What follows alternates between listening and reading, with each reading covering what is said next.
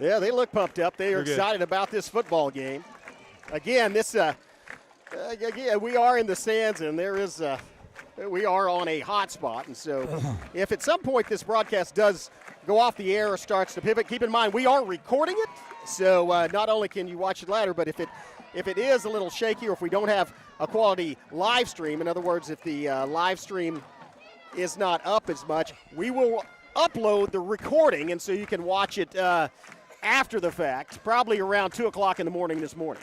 Hopefully that doesn't happen. I'm going to be the optimist and say we're not going to have to worry about that. All right. Here come the Black Diamonds. And there's some fireworks going off over the stadium.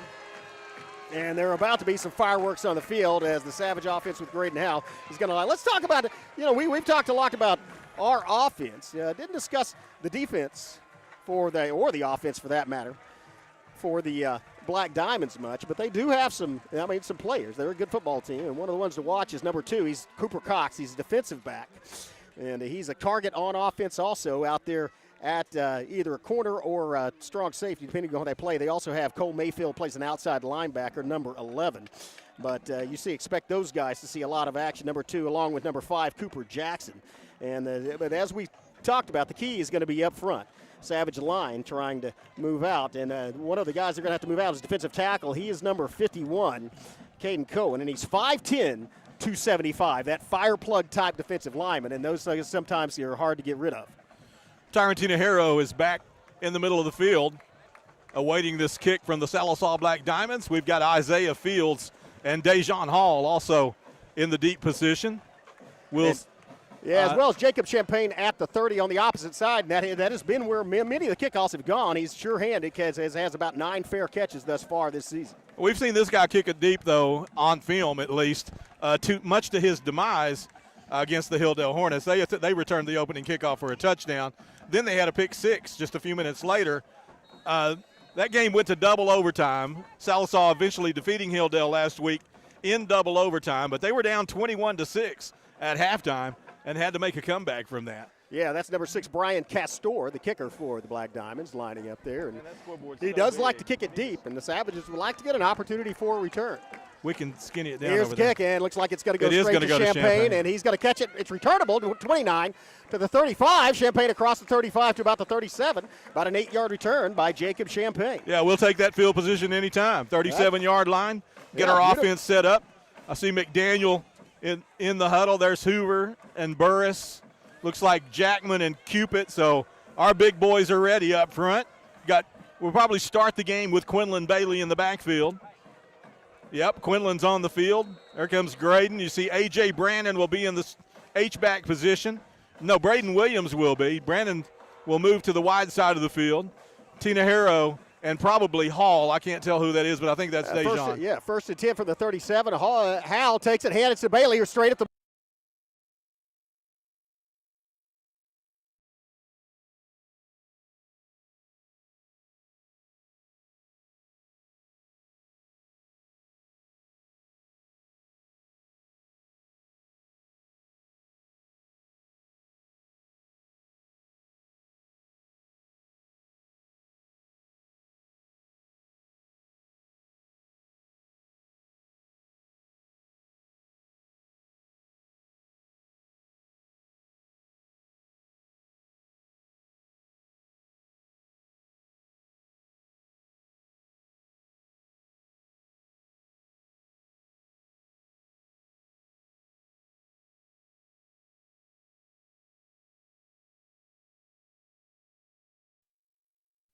ball was in the air, but that brings up a 3rd and 11 for Broken. I don't think Graydon had a great grip on that ball. It looked like it came out of his hand a little loose.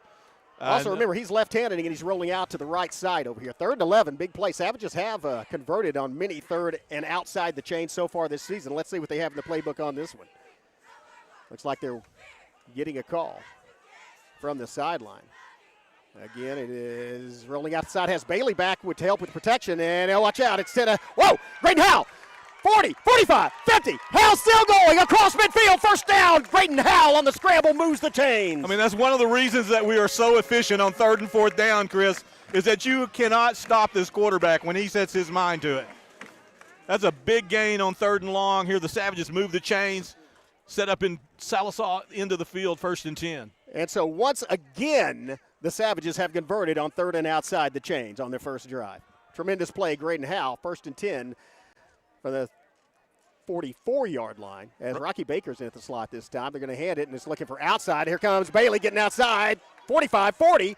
Good yardage on 1st down as Bailey crashes down inside the 40-yard line. Yeah, that's just power football. They brought Rocky Baker in, brought the big boys out on the pull. You saw them coming at you on the camera there, running straight for you. And Bailey just followed the big boys in, got as much as he could.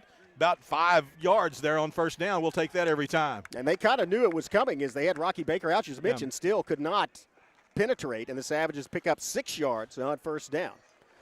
So that brings up a 2nd and 4. Howell back in the backfield once again. It's going to be a fake. Howell on the keeper. Watch out. It's Graydon Howell, 20-35, and slides down. 1st down. He got enough for the 1st down and protects himself.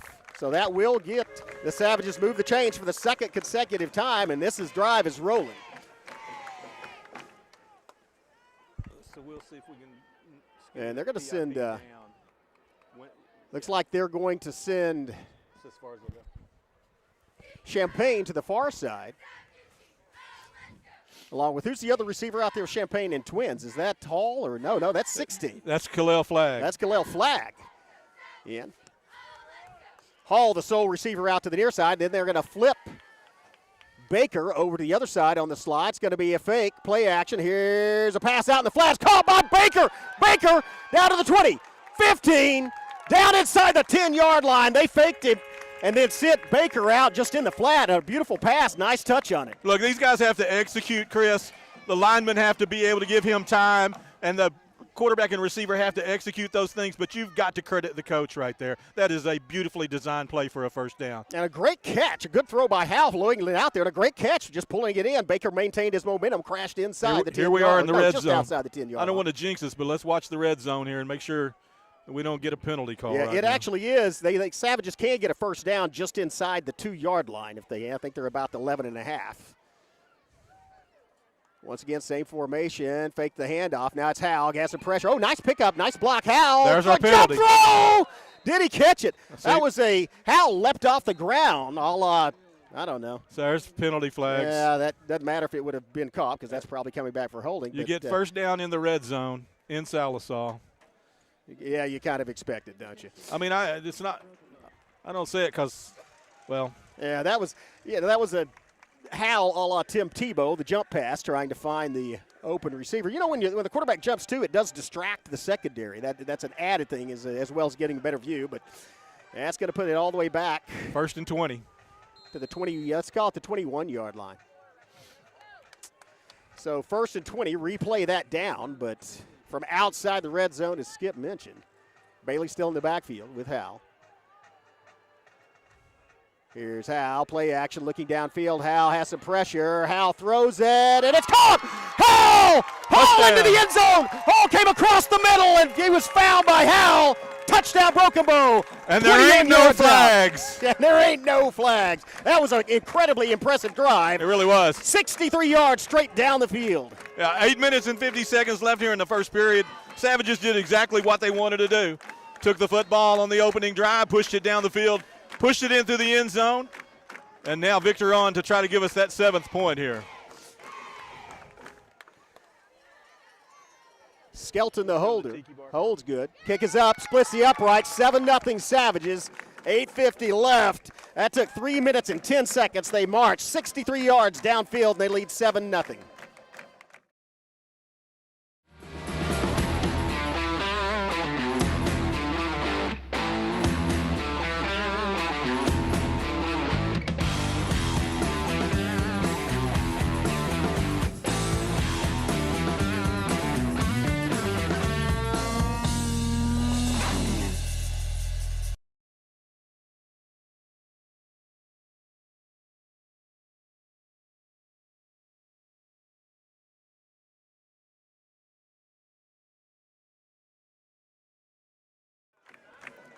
Welcome back. Savages took the ball, drove it Well, downfield with a kite, and that's, again, a combination of, we had Baker making a catch, we had Howell run it, we had Bailey run it, and we had Hall on the touchdown catch. The Savages showing a lot of weapons, and Black Diamonds just couldn't handle that offensive surge by Broken Bow. No, they absolutely couldn't, and we won up front. We won in the backfield. Our quarterback did what he needed to do. Our receivers caught the ball. We moved the chains on a big third down. Beautiful opening drive for the Savages. Love the way this game's starting.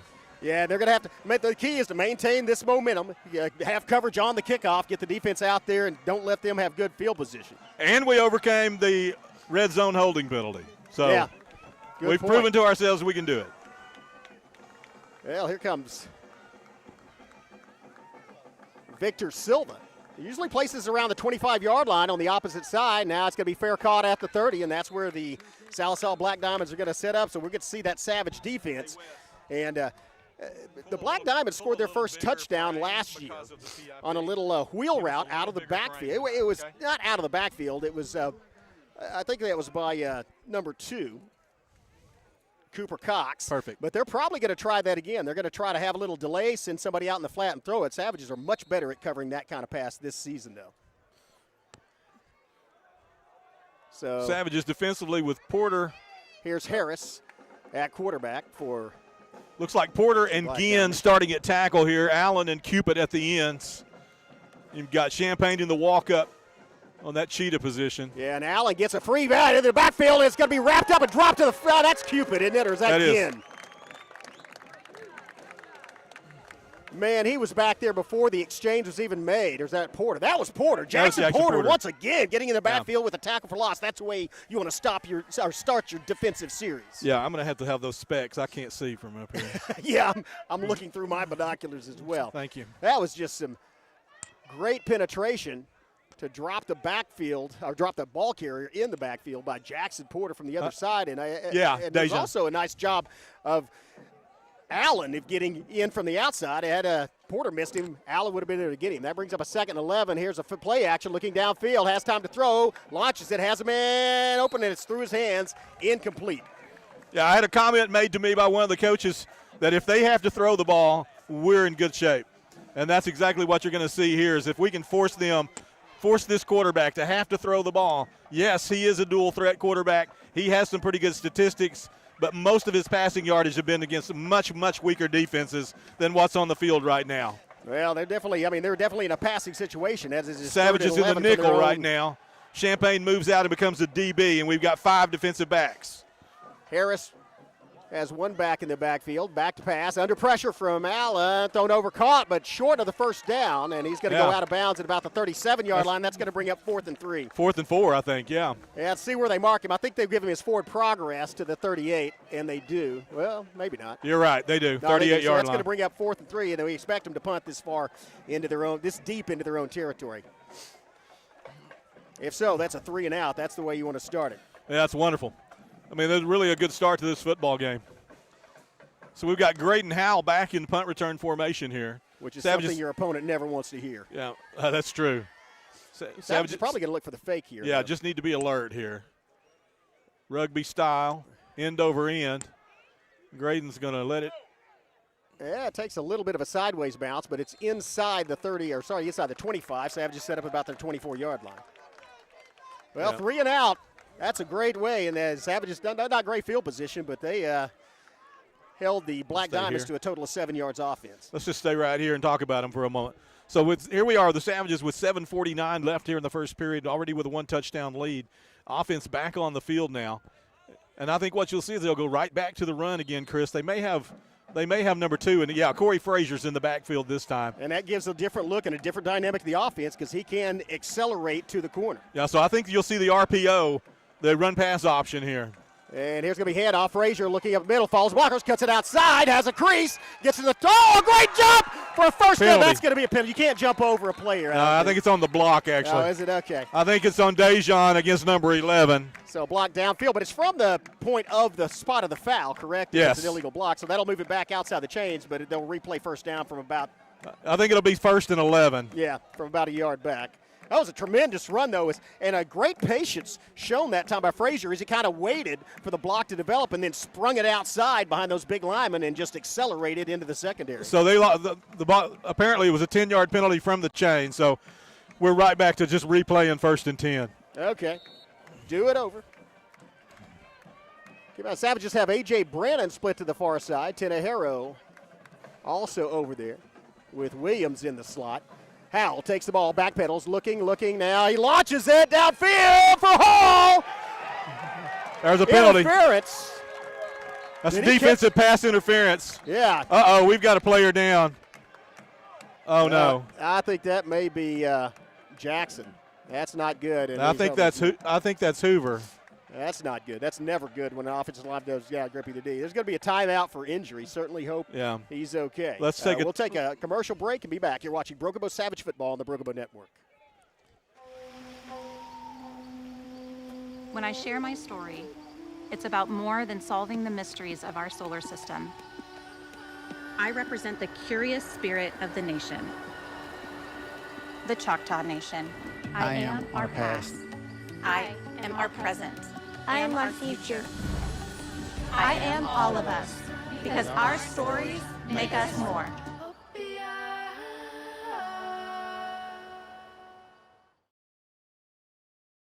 At McCurtain County National Bank, we are continually seeking ways to meet the changing needs of our customers.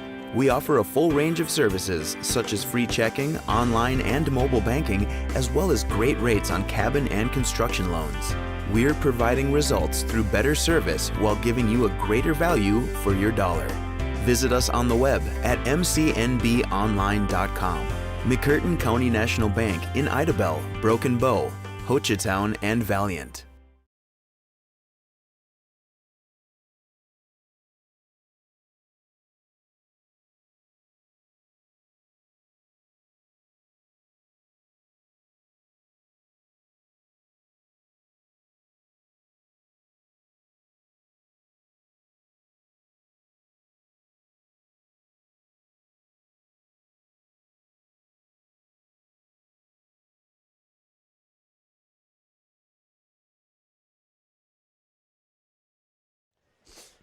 Now they're going to be breaking it anyway. Here we are. So we've got 7:25 left here in the first period. Reese Hoover is our injured player, and not sure, don't even want to speculate on the severity of it, but it's definitely to his left leg. And it's not likely that we're going to see him, at least not back in this half. Yeah, good news, he did walk off under his own power. He did. But, of course, Savages, pass interference gave the Savages 1st and 10 in their lineup again. This time Bailey in the backfield. Handoff. Bailey looking up the middle for yardage. Oh, Bailey delivers the blow and gets an extra yard or two after contact by lowering his shoulders and being the one delivering the blow. Yeah, Rocky Baker with a good block. Jackson Porter in the game for Reese Hoover here at that right guard position. At the right tackle, I'm sorry. So Kaplan Burris now has a new tag team partner over here on the right side. Now they have Brennan and Baker split out to the far side. It's going to be Hall at the near side. Isaiah Fields at the near side at receivers. And as you mentioned, Rocky Baker in the slot. Rotators. And second and let's call it a long 6 or a short 7 coming up. Savages lead at 7-0, 6:45 left first quarter. Their second possession of this evening. It's going to be another run. Yeah, that's it. Quinlan Bailey had a guy jump on him in the backfield and drug him 5 yards. Backside rush off the edge. Nobody blocking him. We just didn't have anybody there. Not sure what was supposed to happen there. I think Porter probably was supposed to pull out and pick up that edge block. And, he's a substitution in the game. So you really do lose a lot. When you lose a starting O-lineman. 2-year starter. I don't think people understand how important it is to have continuity up there. Yeah, well, this brings up a 3rd and 5, so Savages inside the chains on 3rd down. May have a situation where they want Graydon Howe to have an option, and that is it's complete to Williams. He falls forward just short of the first down, about a yard or two. He's not quite there. He's going to be a yard short. Yeah, it's about to the 47, 48, and that's going to bring up a 4th. And it's maybe decision time. I think it's 2 yards short. The way the defense is playing, I would expect the Savages I don't think Maverick Lang's even going to hesitate here. He's going to run the ball. He's going after that first down. Well, I don't know if it's a run or not. He may run them up there and just try a hard count to get him to jump off sides, and they may do it. I don't know. He's the kind of coach that's probably going to snap the football. Well, once again, it's Bailey in the backfield, and when they're going to switch Williams and Champagne over, we're going to go with Bailey to power. Football. It may be a student body. Now we're going to punt. Yeah, and they got the wrong team now we're to going to jump punt. on Yeah. that. Savages get the flag. That's going to put them back in, turn a 4th and 2 into 4th and 7, and now, as you said, they will punt, Skip. Yeah, a lot went wrong on that series, not the least of which was our right guard coming off the field with a leg injury. So yeah, well, they're going to line up to punt, and again, they got to get good coverage back there. I believe it's going to be Cooper Cox, or no, Brock Oft, number 1 back to receive for the Black Diamonds. Savages, well, still 10 seconds left on the play clock, so it's going to be Brandon back. Brandon's punt just comes off his foot wrong, and unless it takes a good Savage bounce, and it doesn't, it bounces back into Savage territory. That was just a bad punt, and it took a bad bounce, and as a result, great field position for the Black Diamonds. But if the Savages can do what they did the last series, then it won't make any difference. They're going to, with their backs to their own goalpost and their own end, they're going to have to do that. Yeah, great starting field position here for the Diamonds in Savage territory, in between the 47 and 48-yard line. So Savage defense with its hands full here. Need to make a big stop here on first down. Set the tone early in this possession. 5:04 left here in the first period. Yeah, they've got the ball at the Brogobo 47, 5:04 left first quarter. Harris in at quarterback. And it's going to be a keeper by the quarterback. He is leveled by Camden Jackman. And Quinlan Bailey. And Quinlan Bailey. Got about a yard and then paid for it. Yeah, that was a really good play by the defense there. Quinlan fits up in that gap. They're not going to move him. That quarterback's a good runner, and he's a big fella, but he's not going to move Quinlan Bailey. And they sent Hall out there. The object was to have him look for Hall on the corner, and it was a delayed keeper, and they didn't bite on it. They stayed home and made the play. It's going to be second. Let's call it 8, giving the benefit of the doubt, 2 yards. Harris, handoff. No, keeper by Harris once again. Gets more yardage this time before he's leveled once again by Bailey. But after another 2 or 3 yard gain. Patrick and Allen making that back pay off of that fake out there. That's what we want to do. We talked about it this week in practice. Be physical on every play. Carry out the fakes. Drive them into the turf. Make them pay. They take a lot of guys and go both ways, Chris. We're going to try to tire them out. And physical football. This is a passing situation. They've substituted their backs for a receiving core. Expect a play action or just a straight drop back pass, and that's what it is. Straight drop back pass. Here comes a rush from the edge. Goes across the middle. Great defensive play. Beautifully done. That is Isaiah Fields once again. He is a stellar defensive back. Yeah, how much better are our cornerbacks playing this week as opposed to what they started the season with? I mean, really making a tremendous effort. Working hard in practice, and just that was like a glove, Chris. Isaiah was right there. That was textbook play. He read the quarterback's size, got his arm around the back, and reached in front and knocked the ball down. Big fourth down here. They're going to go for it. I don't blame them. Well, they're in no man's land right there at the 42. Yeah, they are. Back to pass once again, looking, and throws it down the middle. It is caught for a touchdown, and that is going to be Cooper Cox. On the flag, on the post route, and he just outran the coverage. That was, I think it's Tinajero on coverage, just got beat. Yeah, he just got behind Tinajero and outran him to the end zone. They're going to have an opportunity to tie the football game here with 3:49 left in the first period. So instead of turning the ball over on downs, on fourth down, Sallisaw converts, and are they going for 2? No. Swinging gate. Swinging gate. It is their kicker in there, Castor. So number 6, Castor, the kicker, in. So now they'll go over to form extra point. Savages have yet to block. Well, no, they blocked 1 extra point. May get an opportunity to get another one here. Let's see what happened. Low snap, and Baker almost got a hand on it. Did he get a hand on it? Nope. It goes up and through. So tie ball game. 3:49 left first quarter. Your score is 7-7. Savages will receive the football when we're back from these messages you're watching. Brokobo Savage Football on the Brokobo Network. Oh, no. Are you okay, Mike? Yeah, got a pretty big fender bender here. Don't worry. State Farm's got you covered. That's great to hear. Robin, what's going on? We're going to get you a tow truck, Mike. Thank you. Real fender bender going on. Fender bender. Fender bender. Fender bender. Fender bender. Everybody remain calm. No reason to panic. Go with the one that's here to help life go right. Jennifer Broaddus, State Farm Insurance. Visit our new location at 1605 South Park Drive, 580-584-9184. And welcome back to Perry F. Lattimore Stadium, all tied at 7. Big thank you to our newest sponsor, Jennifer Broaddus, who's got a new office going in on South Park Drive. And she has stepped in as a media partner with us this year, Chris, and we so much appreciate having her join the broadcast. Thanks again to Rough Cut as well for helping us get on the air tonight. As to our other sponsors, we'll talk about those as the night progresses. And Savages need to take the ball and take back some momentum here. Got a pretty good return, not a long return, but set the Savages up in good field position last time from Jacob Champagne. See if he has an opportunity to do it again. He's going to field it at the 28-yard line. Watch out, there may be a wall. Champagne has an opportunity to make a great return. Champagne to the 40. Cuts back to 45. Champagne to midfield. Champagne into Black Diamond territory. A great return by Jacob Champagne following the blocking. Good wall set up by the kickoff team, and Savages have the ball at the 43-yard line. Yeah, now it's us with the great field position. Let's get the offense back on, make up for that lapse on defense.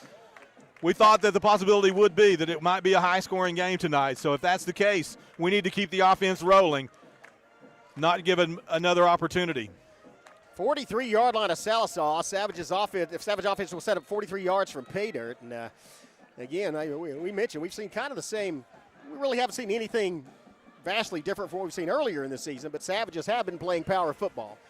This time it's going to be Frazier in the backfield. It's going to be a handoff. Frazier looking for running room. Frazier stutter steps, gets outside, and Frazier's, I think that his crowd yelling for a horse collar tackle, and it looked like he might have had a hand down the back of the jersey. No call, so it's going to be a gain of, let's call it 3, and brings up a 2nd and 7. Frazier again showing some patience as he didn't try to force it. Cut inside and then took it back to the corner and tried to cut it up. Couldn't get the corner to cut up, but did manage to pick up 3 yards. 2nd and 7. Trip split out to the far side. Frazier in the backfield with Howell. It's going to be play action. Howell looking back. Howell rolling out to his side. Howell throws it. It's caught. Caught by Brandon. Brandon running with the football. Blow him dead, guys. Oh, Brandon pulled down, but not before he gets across the 40-yard line. And that's going to be a first down. I'm not sure it is. I think it might be a yard short, I think that, yes, forward progress was right at the marker, but he's a yard and a half short. They're going to mark him on. They're going to mark him right on the 35-yard line. So that's going to bring up 3rd and, let's call it 1. It's 3rd and a long one, short 2. Again, the Savages do not have the power package. They do have Rocky Baker in at the slot along with Brannon at the Y, but they have Frazier in along with Graydon Howe. Now they're going to flip Brannon and Baker across to the other side. See if they have numbers. It's handoff, and it's just power football. Frazier follows him, first down and more. Watch out, Frazier to the 30, 25, and that was just power football. They flipped Baker across to the other side with Brannon, and they just blew them up, blew the Black Diamonds off the line. Frazier followed them, made a nice cut, and got the first down on that play. Savage is going to, well, hang on. We are at Sallisaw, so expect it to come back. And there's some. Yeah, I mean, this is a notorious. Holding against Broken Bow, so they're going to move that one back. Replay 3rd down, but from. Well, where was the holding call? Yeah, that's a very good question. Yeah. Yep. They're going to move them back outside the chain, so Savages once again facing a 3rd down, and, it was 3rd and 2, and now it's 3rd and 14. Yeah, okay. 3rd and 14. 3rd and 14. Savages have converted that twice this year on exactly that at Durant and against Idabel. Clock on the move, 2.5 left here in the first period. So it's going to be Howell in the backfield. The receiver split out to the far side. Trips to the near side. Howell rolling, has Frazier back to help blocking. Great protection all day to throw. Watch out. Howell's running. 40. 35, 30, Graydon Howe, 25, Graydon Howe, 10, 15, Howe dives forward, first down, Broken Bow. Got to scan the field for a yellow flag. I don't see one. So here we are with a red zone possession, a great run that time by Graydon Howe. Man, Chris, the acceleration on this young man is fascinating to watch. And his movement, it just seems, I mean, it is graceful and seamless as he just changes direction without losing any speed.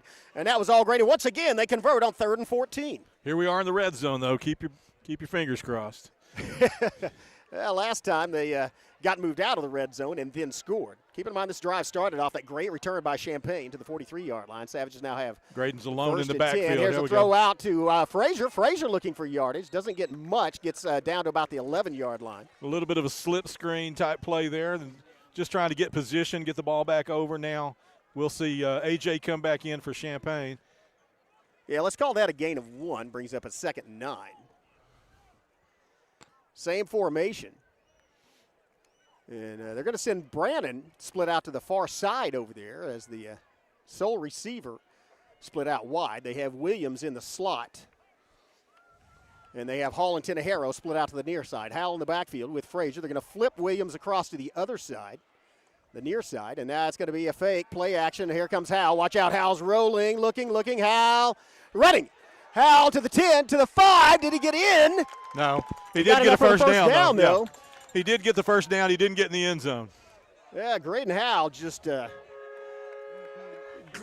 seemingly gliding, and he is gliding. It doesn't look like he's straining or running fast, but he's moving faster than anybody else out there on the defense. He's coming off. We're going into the Wildcat here. We sent Bailey and Bentley Brown on, so you're going to see a direct snap to Quinlan Bailey here. We're going to try to power the football into the end zone from the 1-yard line. And that's part of beating them up and playing physical football. We've got 4 plays to make 2 yards. That's right. So that's the formation. And we're okay if it takes all 4 of them as long as we get in the end zone. Yeah, exactly. It's power football. Timeout, Broken Bow. Yeah, there is a timeout on the field. We'll take one as well. Take a quick break and be back. You're watching Broken Bow Savage Football on the Broken Bow Network. See you in 30. At McCurtain County National Bank, we are continually seeking ways to meet the changing needs of our customers. We offer a full range of services such as free checking, online and mobile banking, as well as great rates on cabin and construction loans. We're providing results through better service while giving you a greater value for your dollar. Visit us on the web at mcnbonline.com. McCurtain County National Bank in Idabel, Broken Bow, Hochatown, and Valiant. Yeah, Savages retaking the field after that timeout. It is power football. They've got Bentley Brown in there kind of in a slot, and they put Kyler Cupid in as a back as a lead blocker. Yeah, we're about to bruise somebody right here. Oh, man, you're going to have a lot of Broken Bow Savages, a lot of beef coming at you. It's going to be a direct snap to Bailey, and expect him to run it just maybe right up the middle. He's going to follow them inside and still pushing. He stopped right at the line of scrimmage. So those were 2 linebackers, or one might have been a strong safety. Yeah, one of them was a strong safety. So what they did, Chris, they put 8 up in the box. They saw where we were coming from. There it is on the screen, yeah. So yeah, you're right. They are pounding against him. So clock ticking down to 40. They're going to have to run at least one more play here in the first quarter. It's tied 7-7. So we put Howell and Frazier back in the huddle here. So yeah. Maybe decided we were telegraphing with the power football. So now it's going to be Graydon Howell in the backfield. Champaign and Williams flip to the other side. Frazier the sole back. And it's going to be Graydon Howell following to the other side. Graydon Howell looking to make the corner. Cuts back. Graydon Howell somehow makes a double move. Graydon Howell. Did he get in the end zone? Fell forward at about the 1, and that's where he's going to be marked down. It's going to bring up 3rd down and goal from the 1-yard line. We're going to see it on the other end of the field, however, because that's the end of the period. Well, yeah, that's it for the first quarter of play. It's going to be 3rd and goal for the Broken Bow Savages from the, let's call it the 1-yard line, 1.5. After 1 quarter of play, it's Broken Bow 7, Sallisaw 7, but the Savages are threatening. We'll take a break. We'll be back with second quarter action. You're watching Broken Bow Savage Football on the Broken Bow Network. When I share my story, it's about more than building an inspirational space for artists. I represent the creative spirit of the nation, the Choctaw Nation. I am our history. I am our culture. I am our vision. I am all of us. Because our stories make us more.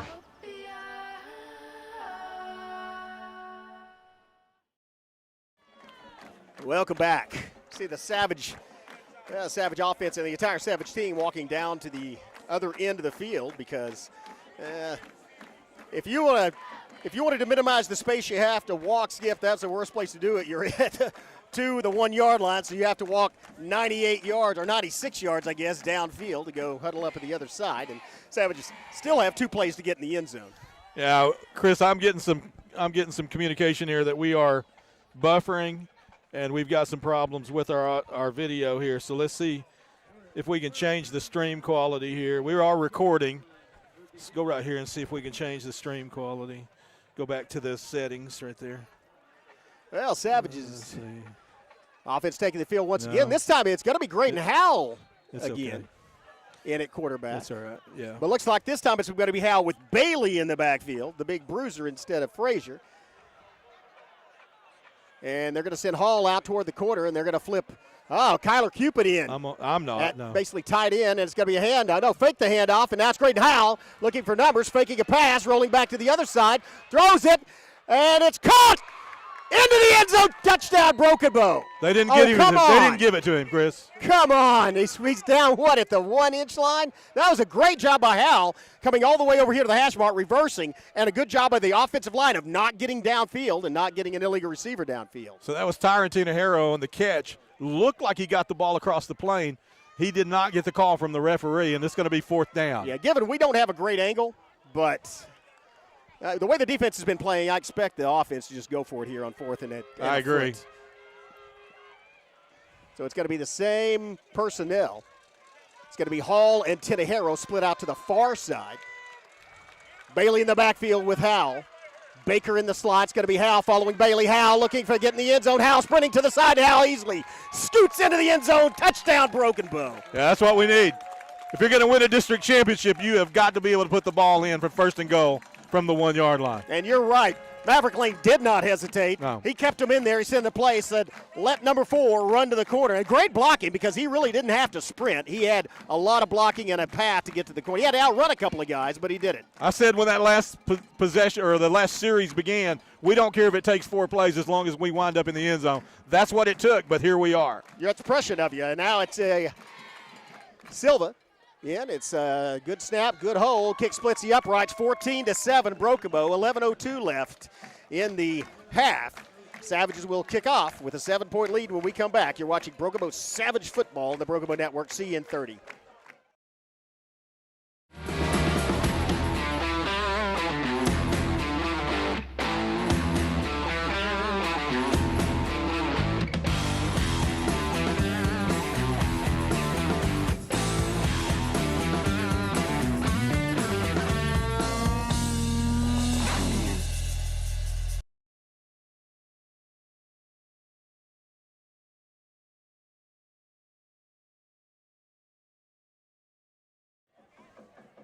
Welcome back. Savages have taken the lead. Again, that was set up. They started that drive on their own on the Sallisaw 43-yard line. A great return by Jacob Champagne. Good job by the kickoff return team of setting up the wall, and Champagne took advantage of it.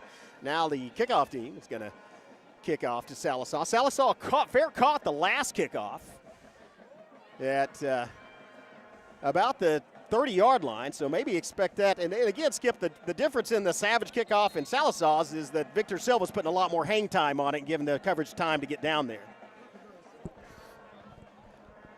Let's hope he does it again. Here's Silva. He has his team lined up. And here comes the kick. High. It comes more down the middle this time. Could be returnable. And it's going to be off running to the far side, looking for gap. Taken down violently, but not until he gets past the 40-yard line. So they're going to set up shop at about the 41 or 42. Dejan Hall getting up off the tackle along with Kalel Flagg. Yeah, it looked like Bentley Brown coming in late. As well. Yep. Good physical tackle. They got decent field position here, the 42-yard line in their own territory.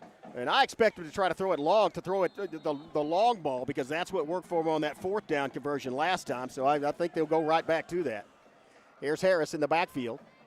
Fake handoff. Harris throws the ball's on the ground, and it looks like it was recovered by Sallisaw. Yeah, the quarterback got the ball back, but that's a loss of down, so we're going 2nd and 12 now. Yeah, Jackson Porter getting in there.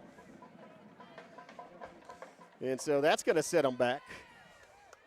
Again, that was just Harris dropping the ball. It wasn't on an exchange. He just had it in his hands and let go. Maybe he was trying to switch hands with it or tuck it, but for whatever reason, he dropped it. 2nd and 12. In the pistol this time. Harris Harris hands it, run up the middle, and he is taken down and crushed. Well, not taken down, knocked back, but that's Brock off. He was met at the line of scrimmage and pushed backward. Yeah, Quinlan Bailey again just fitting up in the gap. Tackles standing their guys up.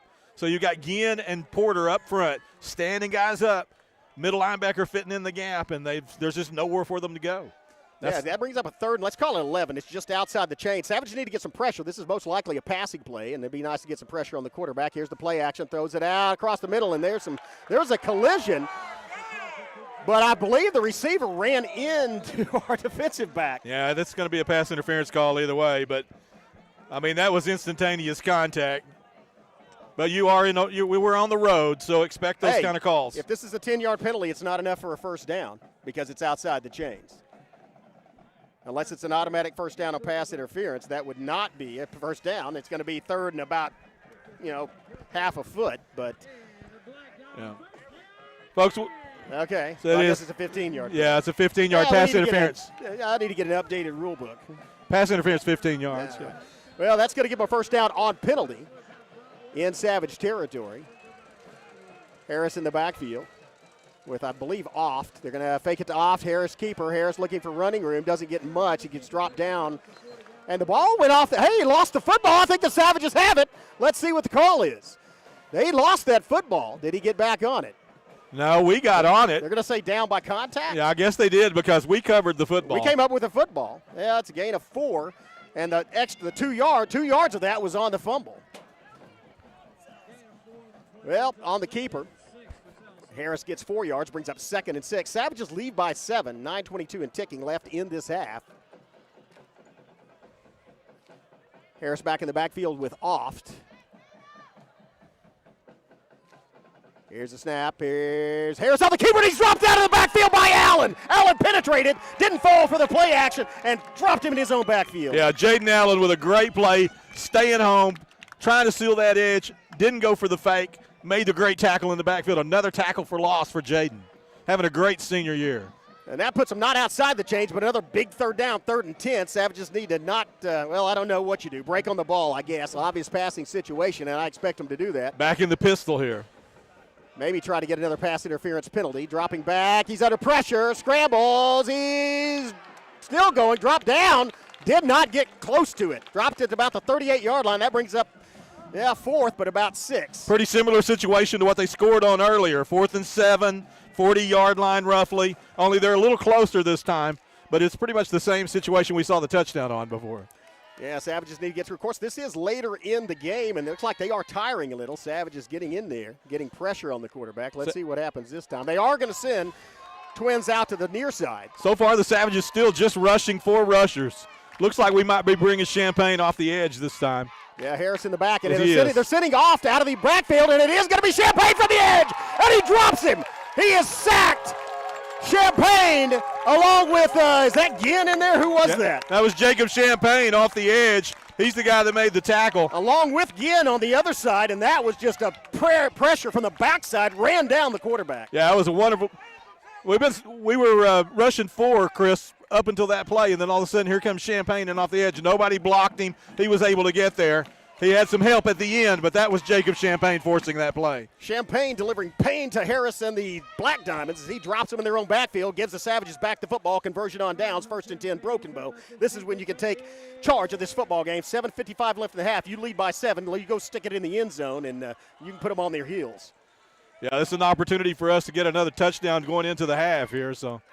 And it's going to be a handoff. Bailey coming to the corner. Bailey looking for running room. Scroop gets past 1 would-be tackler, but not 2 more. And Bailey was trying to run it to the quarter at time, and that was just good penetration and not good blocking by the Savages. Yeah, I mean, that's not his game, Chris. Laterally running is not his game. We want him running north and south, trying to be downhill.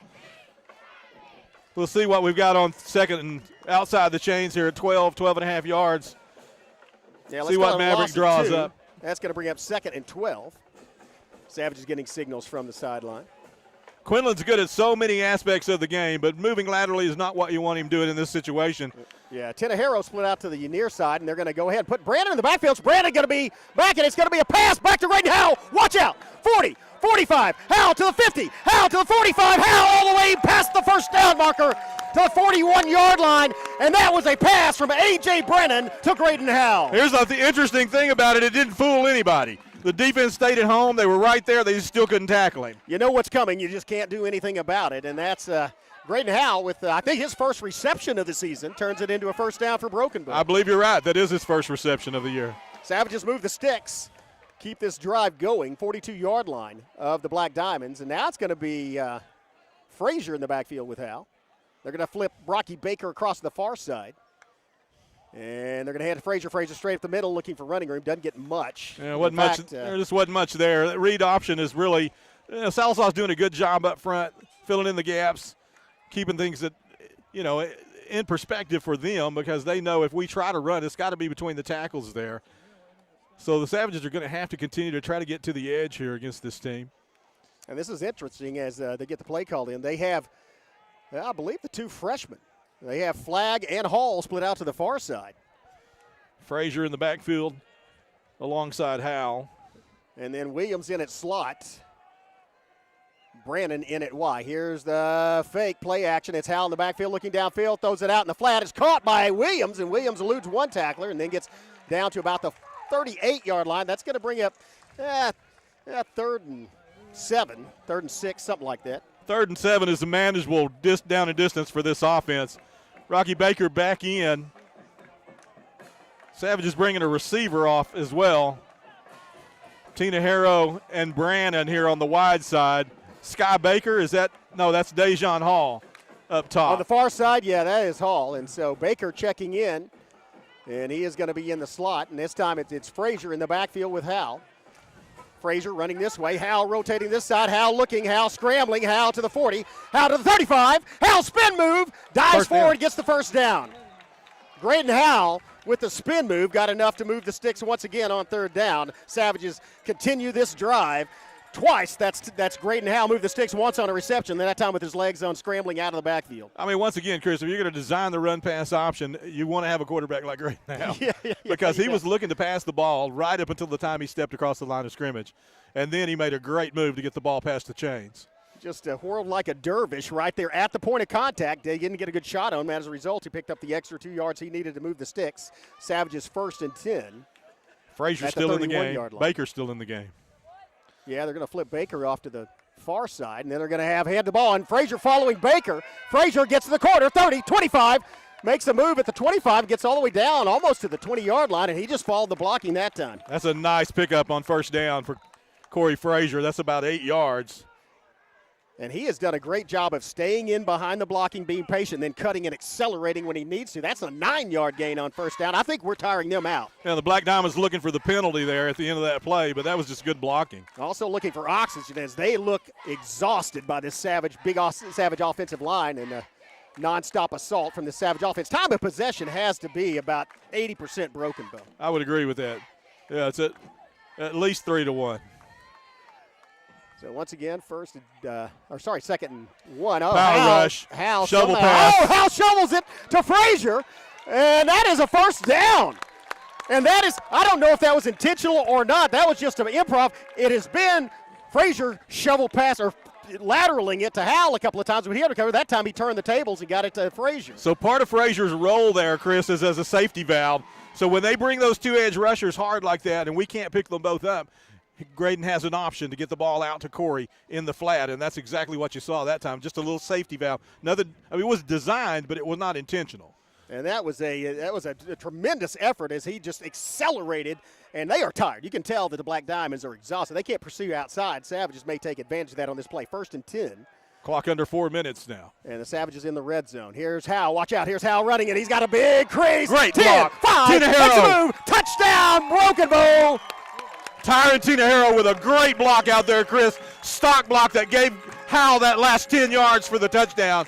Graydon looked for the open field, found the space, and you just can't tackle him in open space. And he is so quick. And again, great downfield blocking. Savages, man, they looked like they had the Black Diamonds twice on 3rd down. The Savages convert. And I guess that's another conversion as it's a touchdown. That's so true. Howell goes in for 6 points. Here's Victor Silva to try to add the one. The snap's good, holds good, kick is up. It's almost automatic, and the Savages lead 21-7. 3:51 left on homecoming night here in Sallisaw in this first half. Yeah, outside of a 42-yard touchdown pass, the Savage defenders have played extremely well tonight, but really the hat's off to this offense. They have done everything right.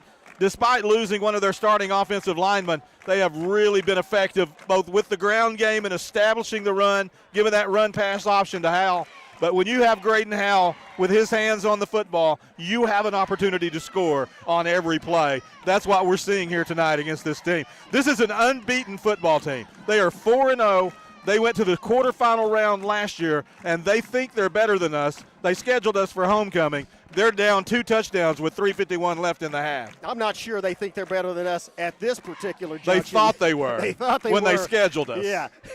I don't know if I have a feeling that is no longer true. Man, we need to print up T-shirts with number 4 of them and put "How does he do that?" on Yeah, it. that's good. That kid is amazing.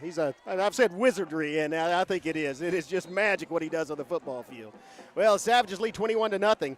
And kind of have the Black Diamonds on the rope. This will be the opportunity to, again, don't give them good field position. Don't let them break it to you. But this is a chance to take over, get the ball back. Savages have all 2 of their timeouts left. And you can stop them here. You can take over this football game. And here's Off, handing it off, and it's going to be reversed on the kickoff. Oh, great open field tackle. Isaiah Fields kept with him, grabbed him around the ankles, and pulled him down. Another solo tackle in the open field by Isaiah Fields. Yeah, it was a good play by Isaiah. Bentley Brown getting there for support at the last minute as well. He wasn't going to break that long, but the Savages did a good job. That was a little quick reverse on the kickoff, and the Savages did a good job staying in their lanes, making the tackle. Now, the Black Diamonds with 3:46 to work with here. Let's see the Savage defense come on. We need to stop here. And we'll take this lead into halftime, or we'll take another offensive possession with another chance to score. Well, if they throw it, and again, they may try to throw it, and if they do, we have an opportunity for a pick 6 because they've thrown it a Well, if couple they of try to times. throw it and they don't complete it, they'll slow the clock down for us as well. We'll get a chance at another possession. Well, Harris with its receiver split near the line of scrimmage. Everybody's near. It's going to be rolling out to the far side. That's a hole. There it is. There's a huge hole. Yeah. As the pass is complete downfield, but not gonna matter. There is a flag on it. Yeah, if you're going to tackle Jaden Allen in the backfield, that flag's got to come out, and it did. Yeah, our edge rush tonight has been so good. We've seen it from Champaign, from Cupid, from Allen. They have no choice but to try to hold us if they're going to stop us because we're getting to their quarterback. And Allen, that's the thing about Allen. The bookends. You have Allen and you have Cupid, and they are Cupid is huge. I mean, for a big guy, he is so fast and so quick, and Allen is just a burst. He ran down the quarterback from the opposite side last night. Yeah, that's the thing about this, a 10-yard penalty from the line on this play, a hold in the backfield. So it's going to be first down and 20. We'll replay the down, but now they're in an obvious passing situation. And we're moving them closer. Why is the clock still moving? Looks like we got a rush. Well, it looks like we got 5 coming this time, Chris. Nope. Here comes Cupid, though. Watch out. Forcing Harris to the sideline. He throws it. It is complete, and he scampers out of bounds at about the 43, so almost back to the original line of scrimmage. That does stop the clock. Well, we're a long ways from the play, but he's on that sideline. Are they taking a timeout, or is this a sideline warning? What is this? The referee is pointing to somebody, and I don't know if it's from this angle, I can't tell if it's a player, a coach, or their sideline. I don't know what's going on here exactly. Well, the referee is over there, and he called a personal foul against Broken Bow. Well, that's going to help them. That's the second first down they've had by penalty. Respected that, though, when we came up here. We talked about it. So. Yeah, we do. You got to overcome these penalties. That's part of the game, unfortunately, when you're in Sequoyah County. And it's not just here in this stadium. We've played in other stadiums in this county. Well, that's going to be in the first and 10 at the Savage 42-yard. They may take a shot at the end zone here. I think they have the Savages on their heels. Let's see what happens. That's going to be a handoff. George's one tackle, but doesn't blew the other ones, and he's dropped to the ground. There were several Savages back there. It's Cupid with the tackle. Bailey in there as well with an assist. And Rocky Baker came flying through there. The entire forcing unit, all 7 of them were in on that tackle. That's a great play. They went backwards, Chris. So that brings them outside the sticks. It brings up a 2nd and 12. I think they will try to throw it after that. Yeah, they will. Savages need to get a pass rush. As it's going to be alone in the backfield. Harris looking to throw, launches it, long pass. Savages, Isaiah Fields!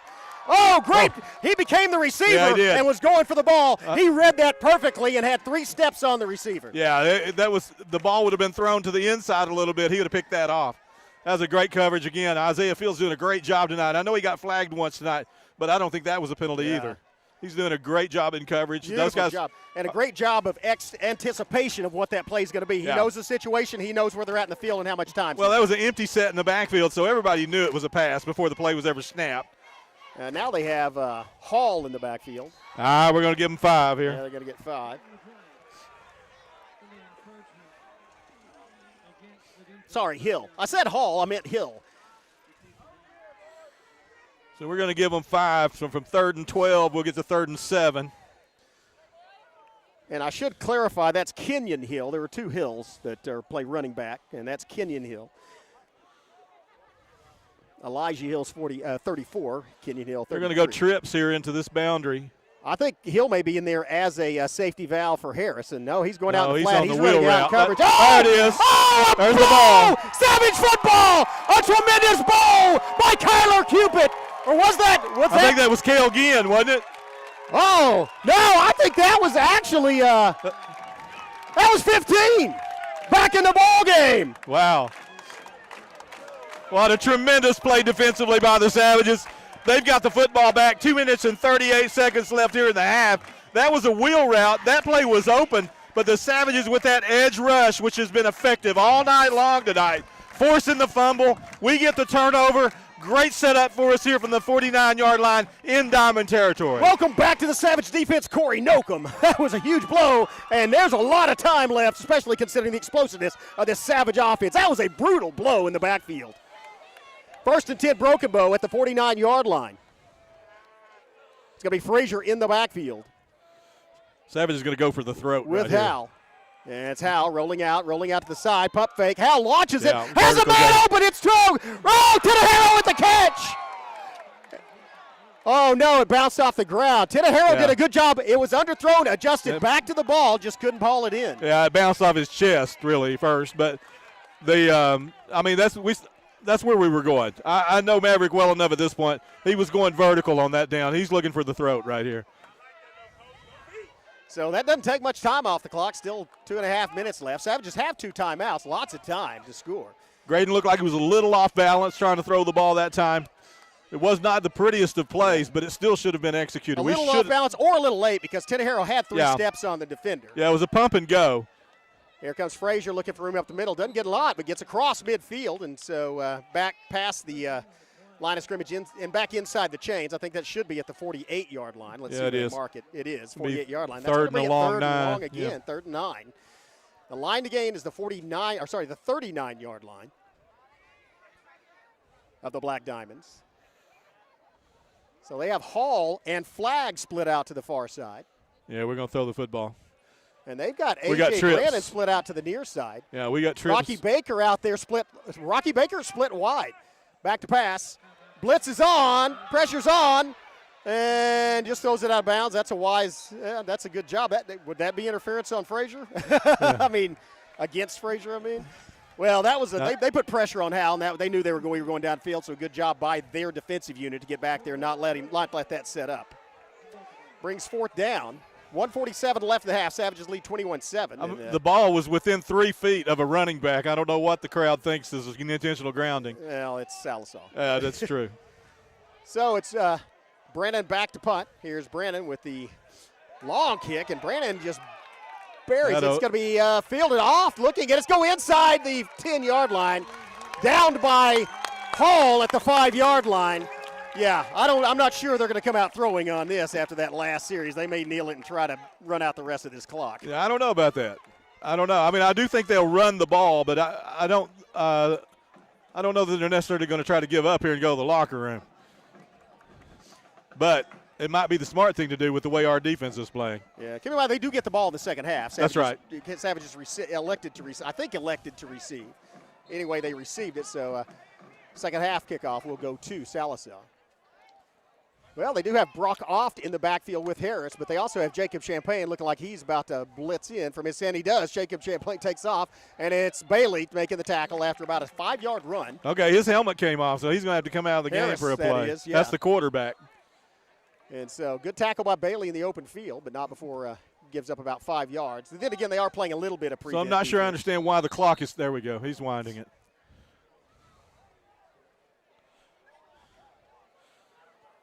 Yeah, we got a backup quarterback in the game here. Yeah, so Harris does come out. I think that's Adams that is the backup quarterback for Sallisaw. In the pistol.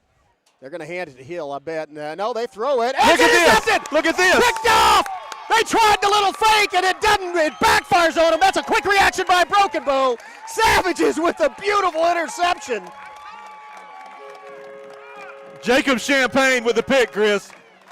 That is almost his second pick six of the year. He tipped the ball to himself. He was in a great position there. Savages now with the ball at the 10-yard line. 1:06 left. A chance to really put a dagger in the Black Diamonds. That's just a bad decision by the Sallisaw coach. You got a backup quarterback right. and you're against in your own end zone. And you try to throw the ball against this defense. Well, the Savages now have an opportunity to go up by 21 as the offense goes in, and they do have an opportunity. Well, no, they're going to have to. I guess it is 1st and goal from the 10. Yeah, it is. Yeah, from the 10-yard line. So the goal line is 10 yards away. Here's handoff. Bailey looking at room up the middle. Bailey falls down. Tries to push himself back up. Under a minute left. Savages with 2 timeouts left.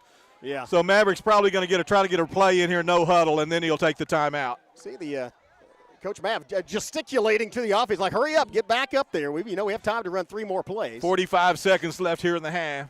22 on the play clock. And there's Bailey in the backfield with Howell.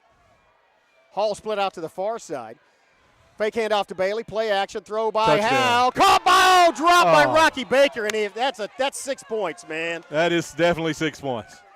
Beautiful pass. Beautiful. Great play calling. Wide open. Two drops here on these last 2 series, Chris. That does stop the clock at 31.6. 2 plays left. 1 play left to get a touchdown. I think if they don't, they'll send in the field goal unit. Yeah, I think Rocky looked at the goal line a little too quickly that time. The ball went right through his hands. Well, they're going to send Tenahero out to the far side this time. They have Williams in the slot. Bailey. And play clock's down to 10. Savages may have to call a timeout here. Got 31 seconds left on the game clock here.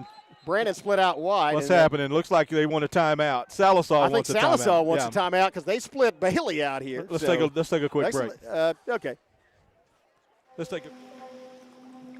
When I share my story, it's about more than building an inspirational space for artists. I represent the creative spirit of the nation, the Choctaw Nation. I am our history. I am our culture. I am our vision. I am all of us. Because our stories make us more.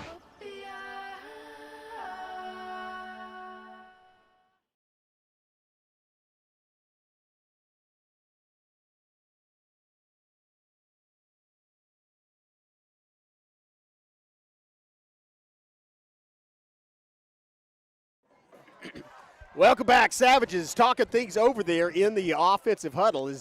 They have, either 1 or 2 plays. They have first and goal from the third and goal from the 9-yard line. And, they have an option of Hal running in there. They may want to widen the field and give Hal the opportunity to run or force them to cover all those receivers. Well, we've got 31 seconds left, 2 timeouts, and 2 downs to work with. We're going to get in the end zone here. Bailey in the backfield with Hall. Hall split out the far side, looking for Hall. Now it's going to be good pickup by Bailey, and it's going to be Hal taking off, throws the ball. Touchdown, Hal to Hall! That was a beautiful pass. That was a sidearm pass by Graydon Hall, and Hall went out to the corner and then came back across the end zone. Yeah, that was a little Pat Mahomes style pass there, and he found that crossing route with Dejon Hall. Dejon with his 2nd touchdown of the ball game. Man, huge game for the freshmen, huge game for the Savages. They go up 20 and an opportunity to make a 21-point lead over the Sallisaw Black Diamonds with 25.1 seconds left in the first half. Skelton to hold. Silva to kick. Here's the hold. Here's the kick. Gets up, splits the uprights. It is 28-7. Broken Bow. 25.1 seconds left. first half. Yeah, we'll stay right let's here stay and right talk here. about this football game. And, man, that was just a great all-out effort and a great reaction first by Champaign to make the interception, and the Savages made the Black Diamonds pay for it later. Yeah, the Savages really doing everything right tonight, particularly on defense. They forced 2 turnovers in this first half. They've capitalized on this second one, getting into the end zone. They're up now 28-7 in a game that was billed as one of the top games competitively in this district this weekend. Obviously, it is not that competitive yet at halftime.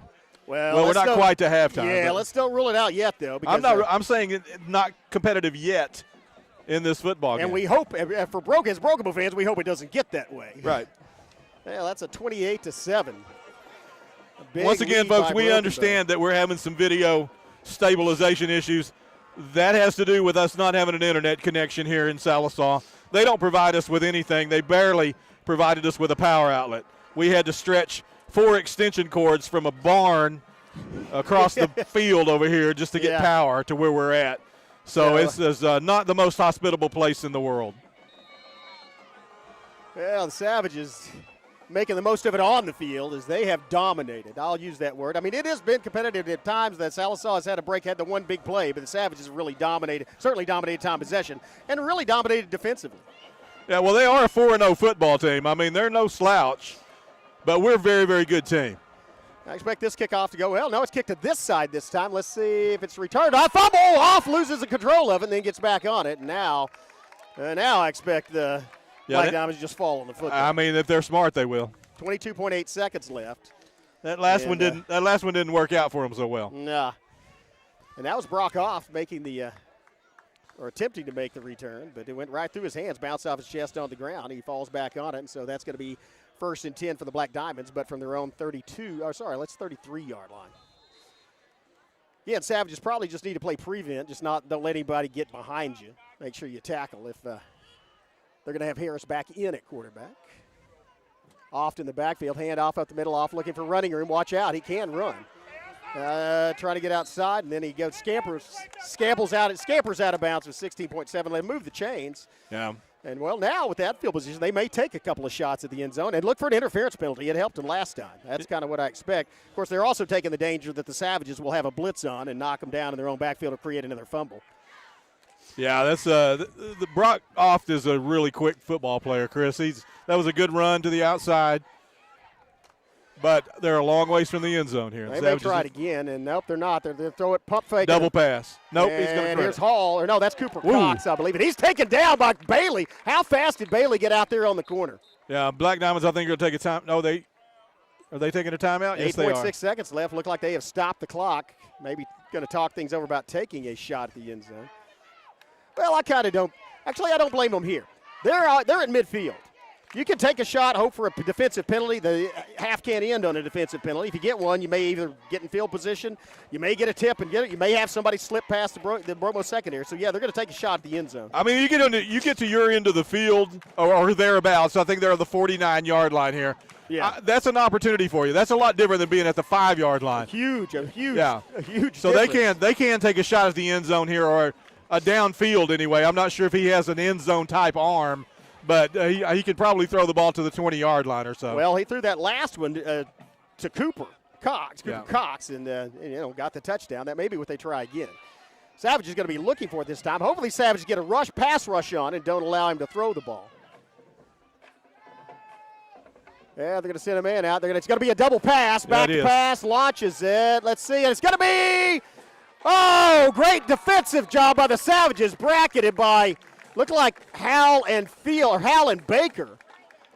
Scott Baker was 3 steps behind him and did a good job of breaking down, getting to the football. Yeah, he did exactly what a free safety's supposed to do. Played center field, got behind the defender. 1.7 seconds left now, and on 3rd down, we'll see what they do here. But if they want to take a shot at it, they'll overload one side. Yeah, that's what they're going to do. They're going to overload one side here and probably take a Hail Mary type pass. Well, that was a gadget play, a double pass last time. So now it's going to be a run. It's going to be quarterback looking for yardage, and he gets some, goes out of bounds. That's going to do it for the first half. Yeah. Savages lead by 21 points, 28-7 on homecoming night here in Sallisaw. We're going to take a break, have a couple of words from our sponsor, be back with halftime analysis. Savages having a big night tonight in Sallisaw. You're watching Broken Bow's Savage Football on the Broken Network. See you in about 2 minutes.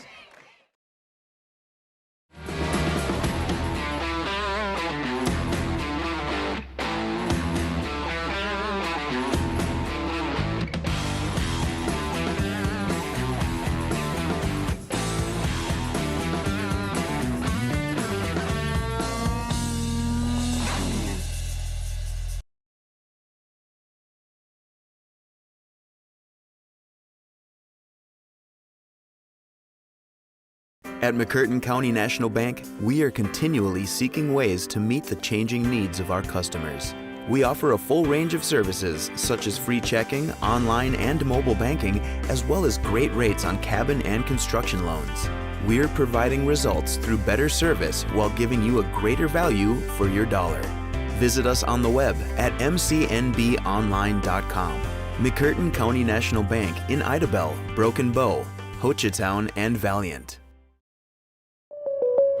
Oh no, are you okay, Mike? Yeah, got a pretty big fender bender here. Don't worry, State Farm's got you covered. That's great to hear. Robin, what's going on? We're gonna get you a tow truck, Mike. Thank you. Real fender bender going on. Fender bender. Fender bender. Fender bender. Fender bender. Everybody remain calm. No reason to panic. Go with the one that's here to help life go right. Jennifer Broadus, State Farm Insurance. Visit our new location at 1605 South Park Drive, 580-584-91. When I share my story, it's about more than building an inspirational space for artists. I represent the creative spirit of the nation, the Choctaw Nation. I am our history. I am our culture. I am our vision. I am all of us. Because our stories make us more.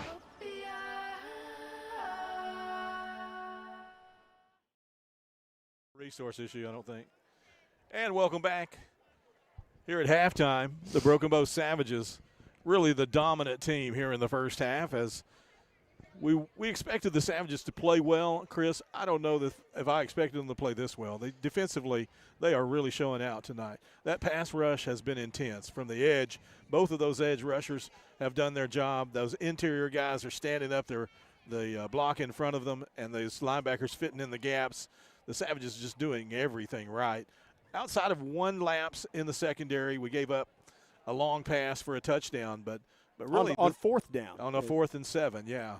The Savages doing a tremendous job, up by 3 touchdowns at the half in a very, very crucial game. This is a game where if you're going to make a statement about whether or not you're a contender for the district championship or not, then you do it against an unbeaten team.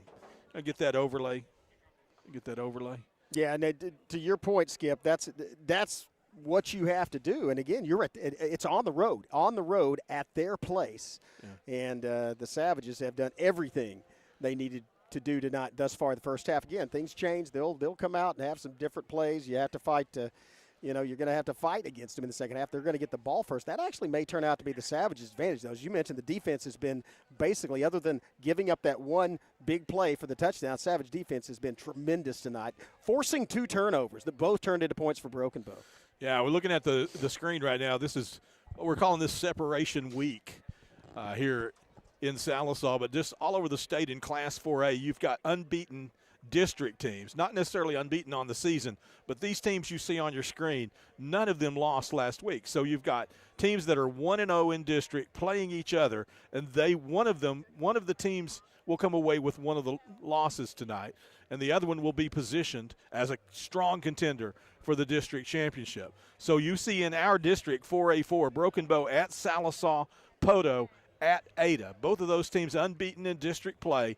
2 of them will win tonight and 2 of them will lose. Right now the Savages are up by 3 touchdowns. That's the full 15 points allowed for the tiebreaker. If the Savages can play defense in the second half the way they did in the first half, they'll come away with the full tiebreaker points tonight and a solid victory with a roadmap all the way to the district championship in District 4A4. Looking across the state here on the eastern side of the state, Cushing and Grove playing each other tonight. They're both unbeaten on the season, not just in their district. That's 4A3, but the Haas in 4A3 are the Wagner Bulldogs. They're unbeaten on the season. Miami's not going to beat them tonight either, but Miami coming in at 3-1, 1-0 in district play. That's a big matchup. 2 top 5 teams playing tonight as well. Bethany and Blanchard facing off tonight.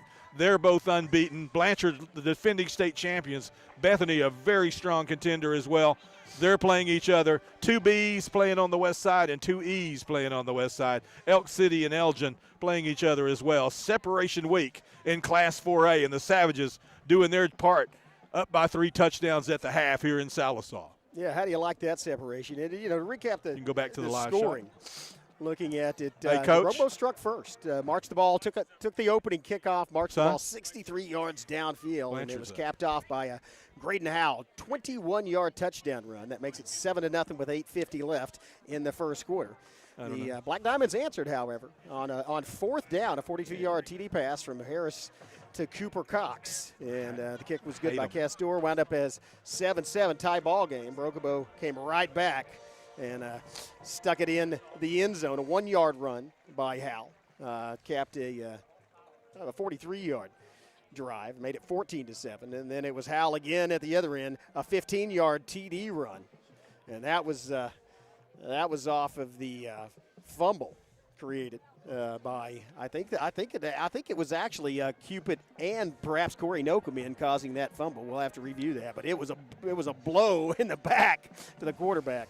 And it definitely was. Yeah, went down and scored about 3 minutes later. I'll be honest, I didn't see who it was in on the play. I saw Cupid come off the rush, but I didn't see who actually it was that hit the quarterback on that play. Yeah. So. Well, it was the Savage defense. How about that? It was a team for sure. sport, and the entire team is credited with it, and rightfully so. And then Sallisaw makes a mistake. There's a pick by Champaign setting up Brokobo at the 10-yard line of Sallisaw. And then after a couple of plays, it's once again Graydon Howell with a 9-yard TD pass to Hall. The second TD pass of this game from Howell to Hall. And the kick was good after that by Silva, make it 28-7 Broken Bow. And that's where we sit at halftime. Yeah, 28-7. I don't think a lot of teams around the state thought that this game would be 28-7 at the half. And I think some of them might have thought if it was going to be 28-7 at the half, it'd be the home team that was ahead instead of us. And so we've got to be very, very proud about the way our team is performing in this football game. Still a lot of football left. We've got to play the second half. But if we do more of the same and stay at the level that we're at with intensity and the energy that we're bringing, but most of all with the physicality that we're bringing, we will wear this football team down by the end of the game. Let's take a look at the scoreboard, Chris, across the state. Elgin ahead of Elk City right now, 35-0. That's still in the first. No, that's at halftime now. Here's a surprise. Ada is up on Poto, 12-7 right now. Ada's the home team in that one, but they are up 12-7 at halftime over the Poto Pirates. The Blanchard-Bethany game, defending champion Blanchard is up in the second quarter, 28-14. And there was one other score here that I thought was interesting. Let me see if I can find it again. And that was Elgin. No problem with Elk City. They're up 35-0 at the half. In our district, Glenpool Warriors, the team we saw last week, well, they're getting it handed to them tonight as well. I think it's their homecoming tonight as well.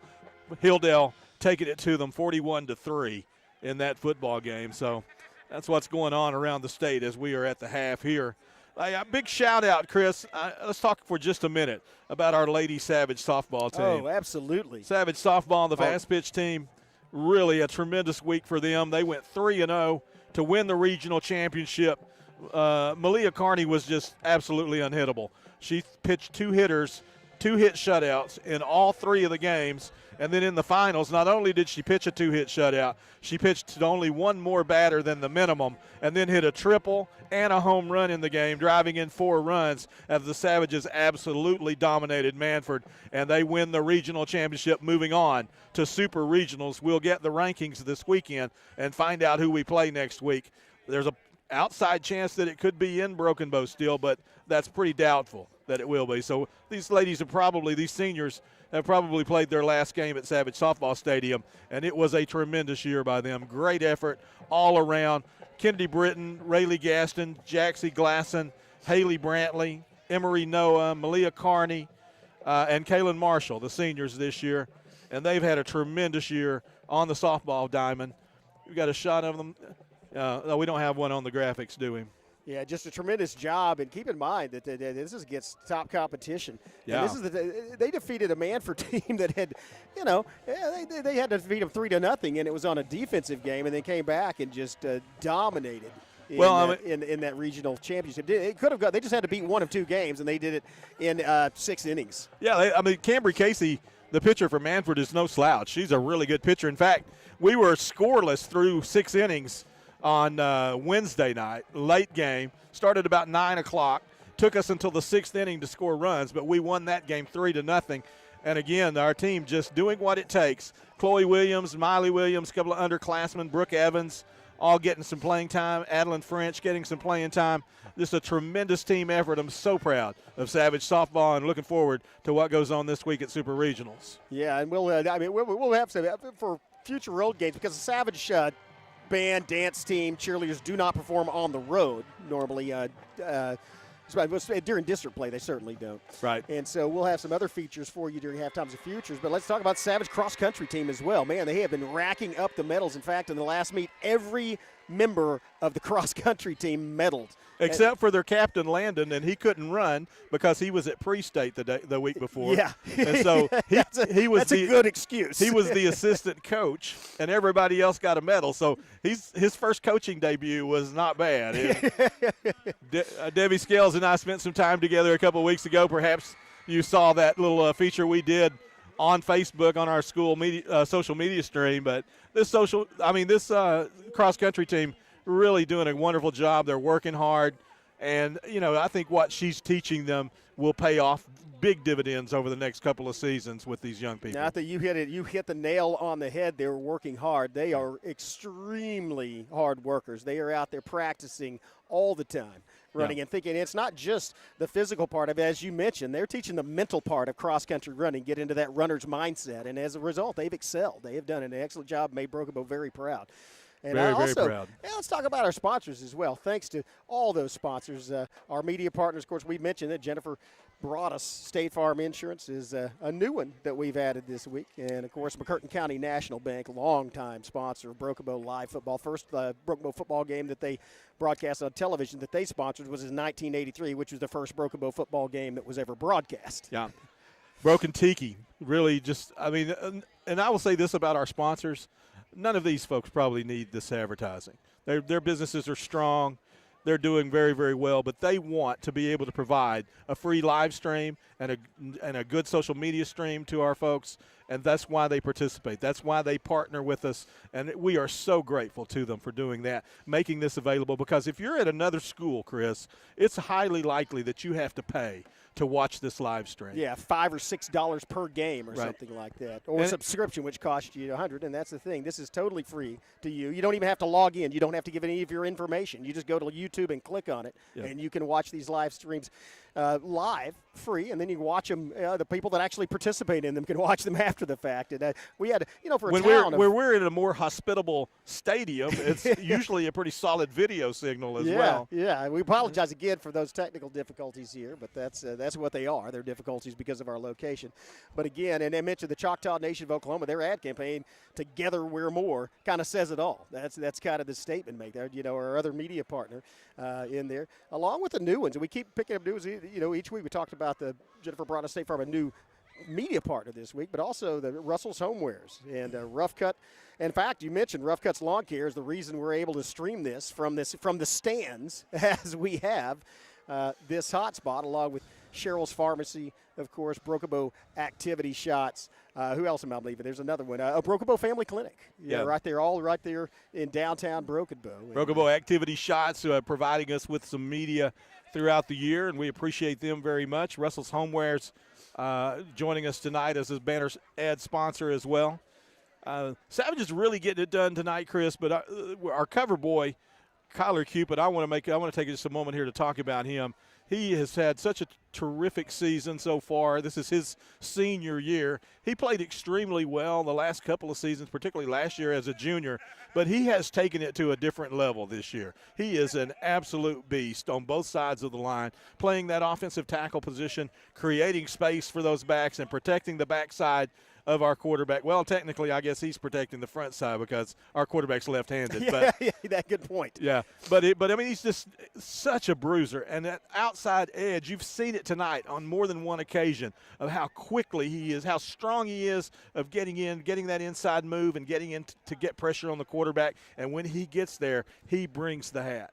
He absolutely will smash you. And when you've got Kyler Cupid to contend with and Quinlan Bailey to contend with and Cale Ginn to contend with and Jackson Porter and Jacob Champagne, I mean, these guys will bring the hat. They will crush you. Yeah, they hit you. In fact, they've been hitting opposing offenses. As I think it was, as they commented about Mike Tyson with monotonous regularity. Yeah. Is the thing. He was in their backfield with monotonous regularity. And if you look at that photo of Kyler Cupid that we had up, I mean, he's built like a back. He's built like a skill player, but he has that 6'3", that huge frame, and he's able to move so quickly, and that's a dominant player. He's just such great conditioning that he can go 100% for the entire ball game on both sides of the ball, as can the rest of the Savage. This is a very well-conditioned, disciplined football team. They've had penalties tonight, and again, some of those calls, as you said, as the old joke goes, well, there was a questionable call, and I don't think there's much of a question about it. Yeah. It was just,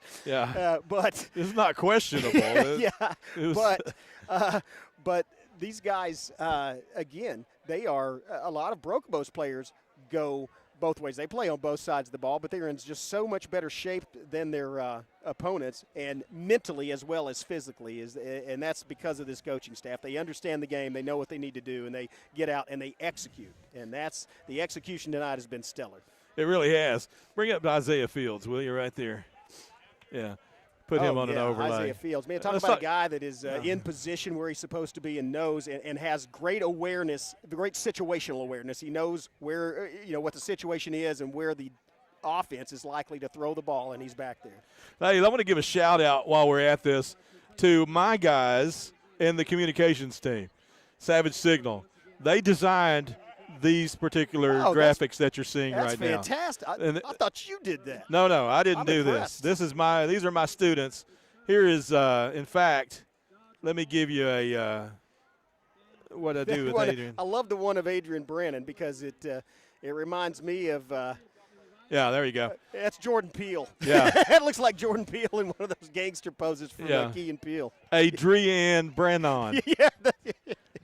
Adrian's in my class, and I was showing them how to use the Adobe Creative Suite one day, and I had his photo up, just using it as an example. Yeah. And they just started picking out design elements and said, hey, let's do this, and what if we did this, and let's put a border.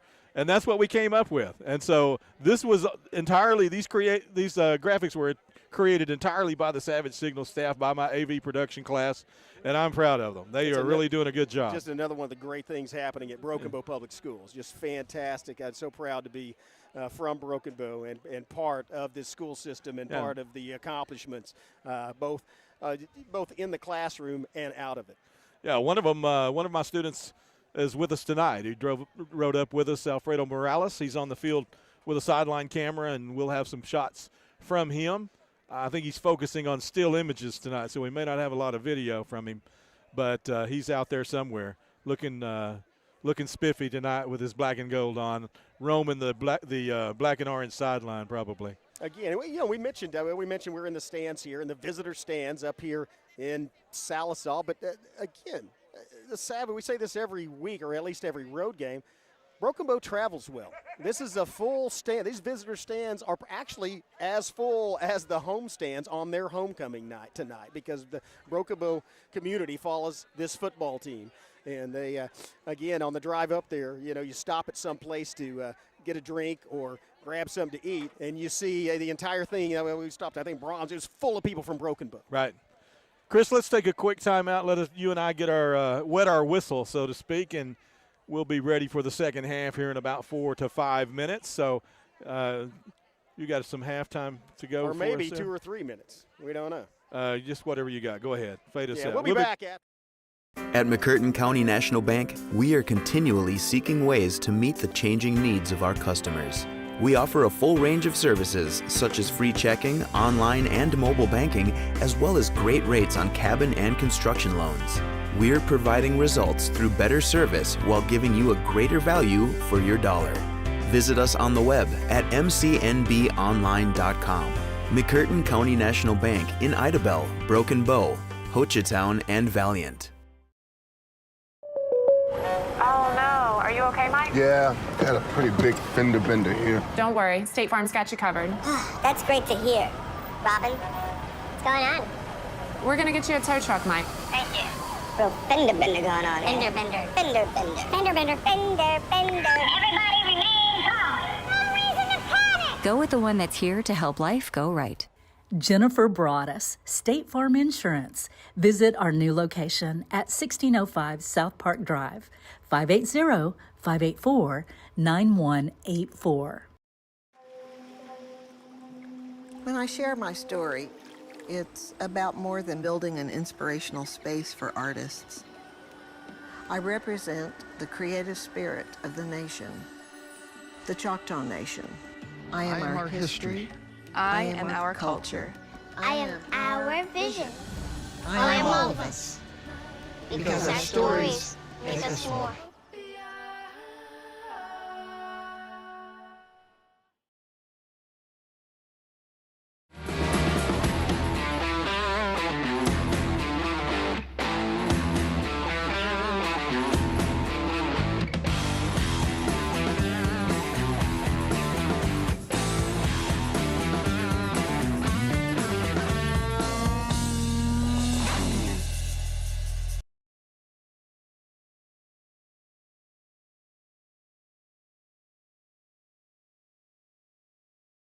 I'm good.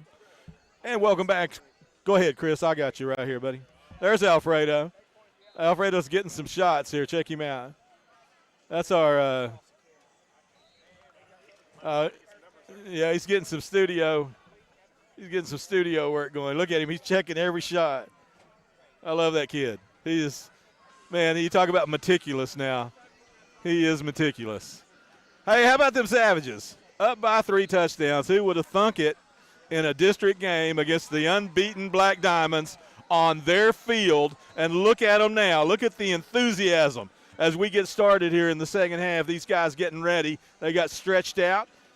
They're going to kick the football off. We're going to see that defense again here to start this second half. If they play like they did in the first half, the Black Diamonds are in some big trouble. Big, big trouble. They have done such a great job, particularly getting pressure on the quarterback, but also sealing that edge off, fitting up into those gaps, stopping that run game. The Black Diamonds just don't have an answer for what the Savages are doing tonight, and that's a combination of really good coaching and really intense work by these young players getting things done tonight as the Savages make their way to the visitor sideline here. It was a beautiful trip up. I will give it that. I love coming up over the mountains and just having an opportunity. It's been a while since I'd come up this far north, and it's such a beautiful drive.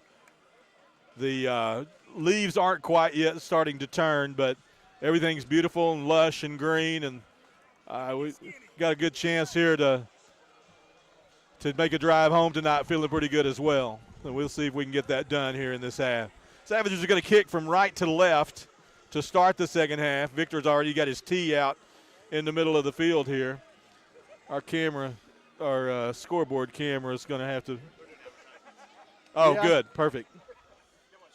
Yeah, Skip, and that's the thing. You just have to reestablish that momentum because you have the halftime.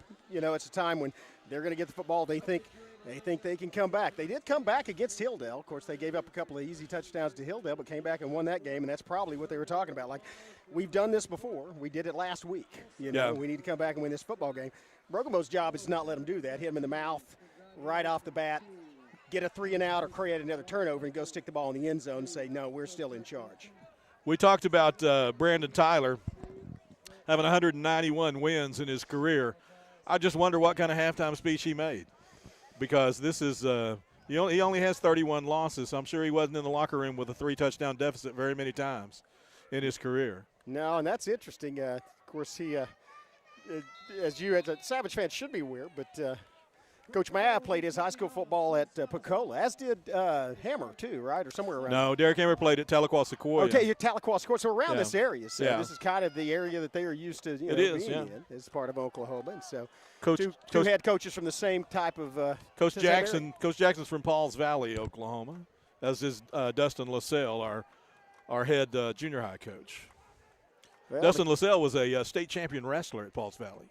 Yeah, and building a nice wrestling program there at Broken Bow. It's another athletic program. Here's the kickoff. Silva, it's a little low trajectory. It is going to be bounces inbounds.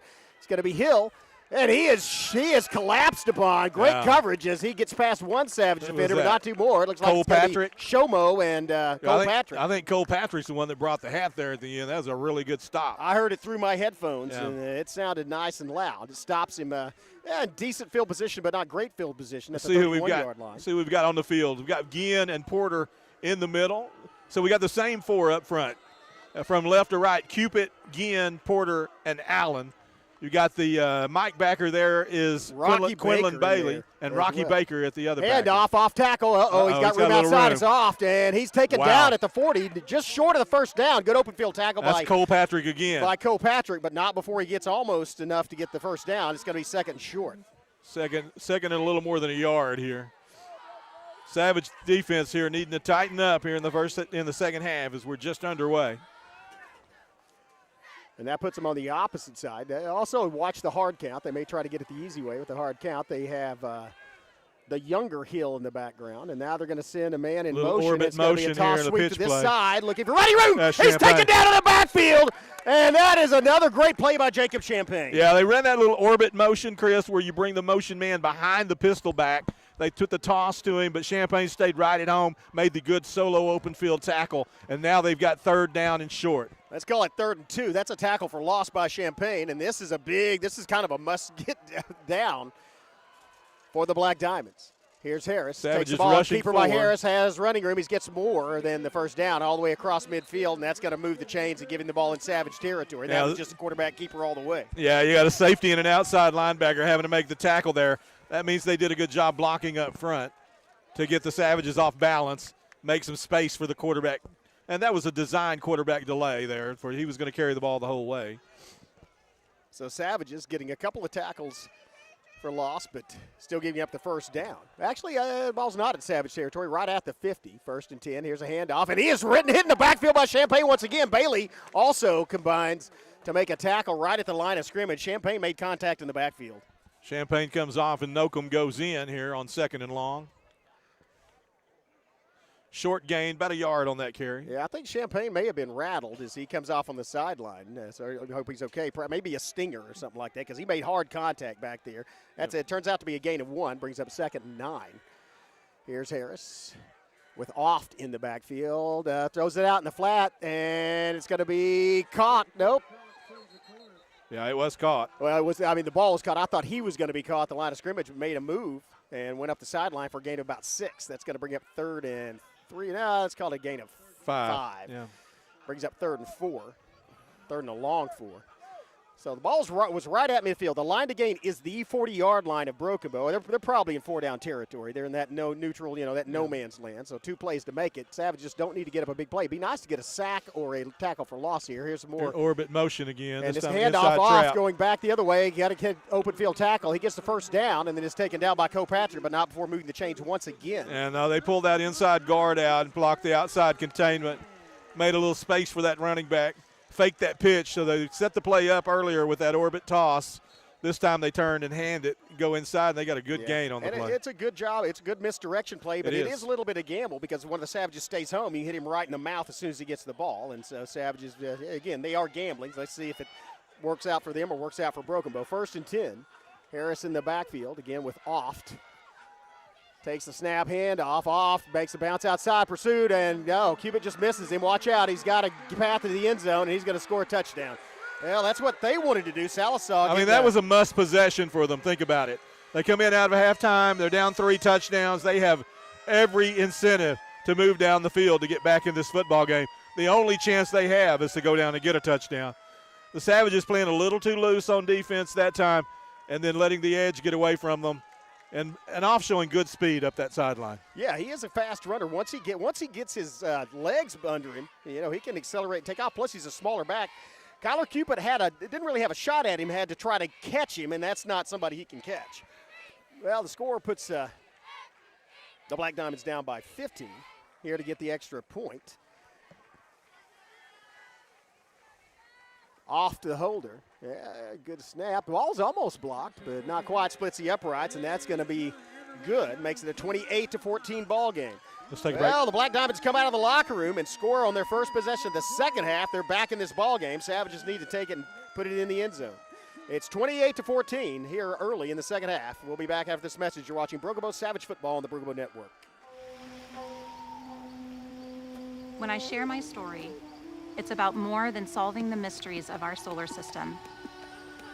I represent the curious spirit of the nation, the Choctaw Nation. I am our past. I am our present. I am our future. I am all of us, because our stories make us more.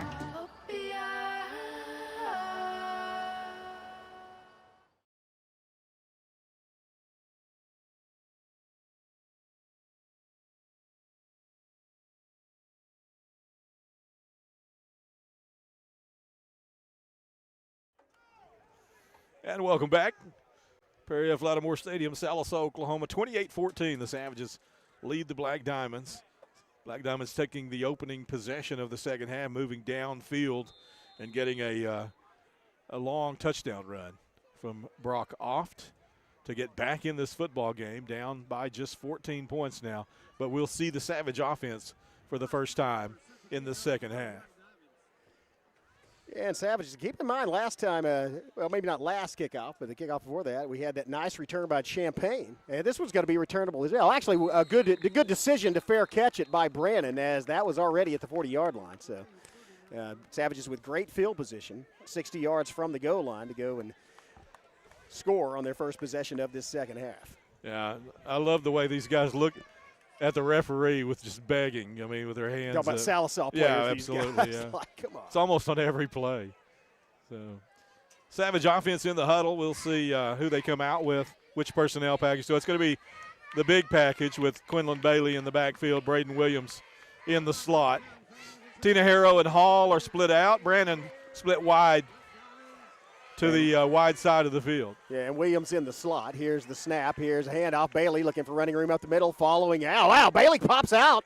That was it. Bailey just kind of got behind Cale Ginn there and just followed him through the hole. That was Jackson Porter. But yeah. No, that was Porter. That was 55. You're right, not 53. He was having to do a little direction there. Porter kind of stood up in the hole where Bailey was needing to run, and he had to kind of push him on through the hole to get through it. Squeezed on through and got a good gain of about 5 there. That's great yardage on first downs, bring up a 2nd and 5. Hall split out to the far side. The sole receiver split out the far side. Tinahero and Brandon split out to the near sides. Williams in the slot on the near side at the hash mark. And Bailey in the backfield with Graydon Howell. 2nd and 5.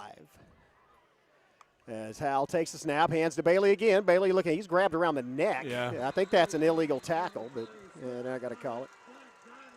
Gets about a yard and not much more. It's going to bring up 3rd and 4. It's worth a try on 2nd and 5. I mean, you've got a manageable down in distance here, and so 3rd and 5 gives you now an opportunity to still move the chains. Well, yeah, you got to try. I mean, they got 5 yards on that with him last time up the middle. It's definitely worth a try. Keeping them honest on the inside. And it helps the play action to set up. Yeah. The line to gain is midfield. 50-yard line is where the first down is. So it's going to be Howell back to pass. He's under pressure. Gets loose from one would-be tackler. Throws it downfield, and it's caught.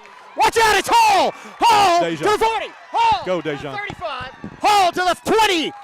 Once again on 3rd down, the Savages convert sidearm pass, and I don't see any flags. Okay. I'll tell you, Skip Copeland standing up to look. 4 flags on the field on that play. I'm sorry, but I'm accustomed to it at this point. Yeah. It becomes a conditional thing at some point in Sallisaw. It's a Pavlovian reflex. It absolutely here is. You scan the field to just see if there are any penalty markers. Here we are in the red zone. Let's see if we can stay away from a holding run after call. the catch. Nice pass, a beautiful run by Hall after the catch as he caught it at about the 48-yard line and just went about 30 more yards downfield, giving the Savages a 1st and 10. Same personnel package in the game. Here's Bailey up the middle. Huge hole for Bailey to run through. Watch out. He's to the 10. That was driving them off the line of scrimmage as the entire Savage offensive line just surged. Yeah. McDaniel and Burris up front really pushing some guys around. Jackman doing a good job of standing his guy up. And you know what? Quinlan's got, as big as he is, he's got a knack for squeezing through a little hole. And he did on that play. He got himself some yardage. Did he get first down? No, he didn't. Actually, yeah, I'm sorry. He didn't get enough for the first down. Second, very short, though. But you're right, Bailey. And Bailey, it's that he also does a good job of protecting the ball and squaring his shoulders, and I think that helps him because when he hits it, he's not sideways. All his momentum is going straight forward. Yeah, he's running downhill. He's most effective. Here's Howell heading off again. It's enough for a first down. Watch out. It's going to be Bailey into the end zone. Touchdown. There it is. That's the answer. That's a statement. Yeah, that's the answer. The answer you're looking for when your defense gives up a long running touchdown to open the second half, you want your offense to come back and answer, open that 21-point gap up again. Here's it's 20 right now. Victor still has to kick the extra point. Man, and that was just power football. That was mostly Quinlan Bailey on that. That was a great pass. Most of the yardage was from that Howell to Hall pass, and here's the extra point, and it is good. So here we are, back up 35-14 with 6:48 left here in the third period. Let's take a short timeout. We'll be back with a kickoff right after this. At McCurtain County National Bank, we are continually seeking ways to meet the changing needs of our customers.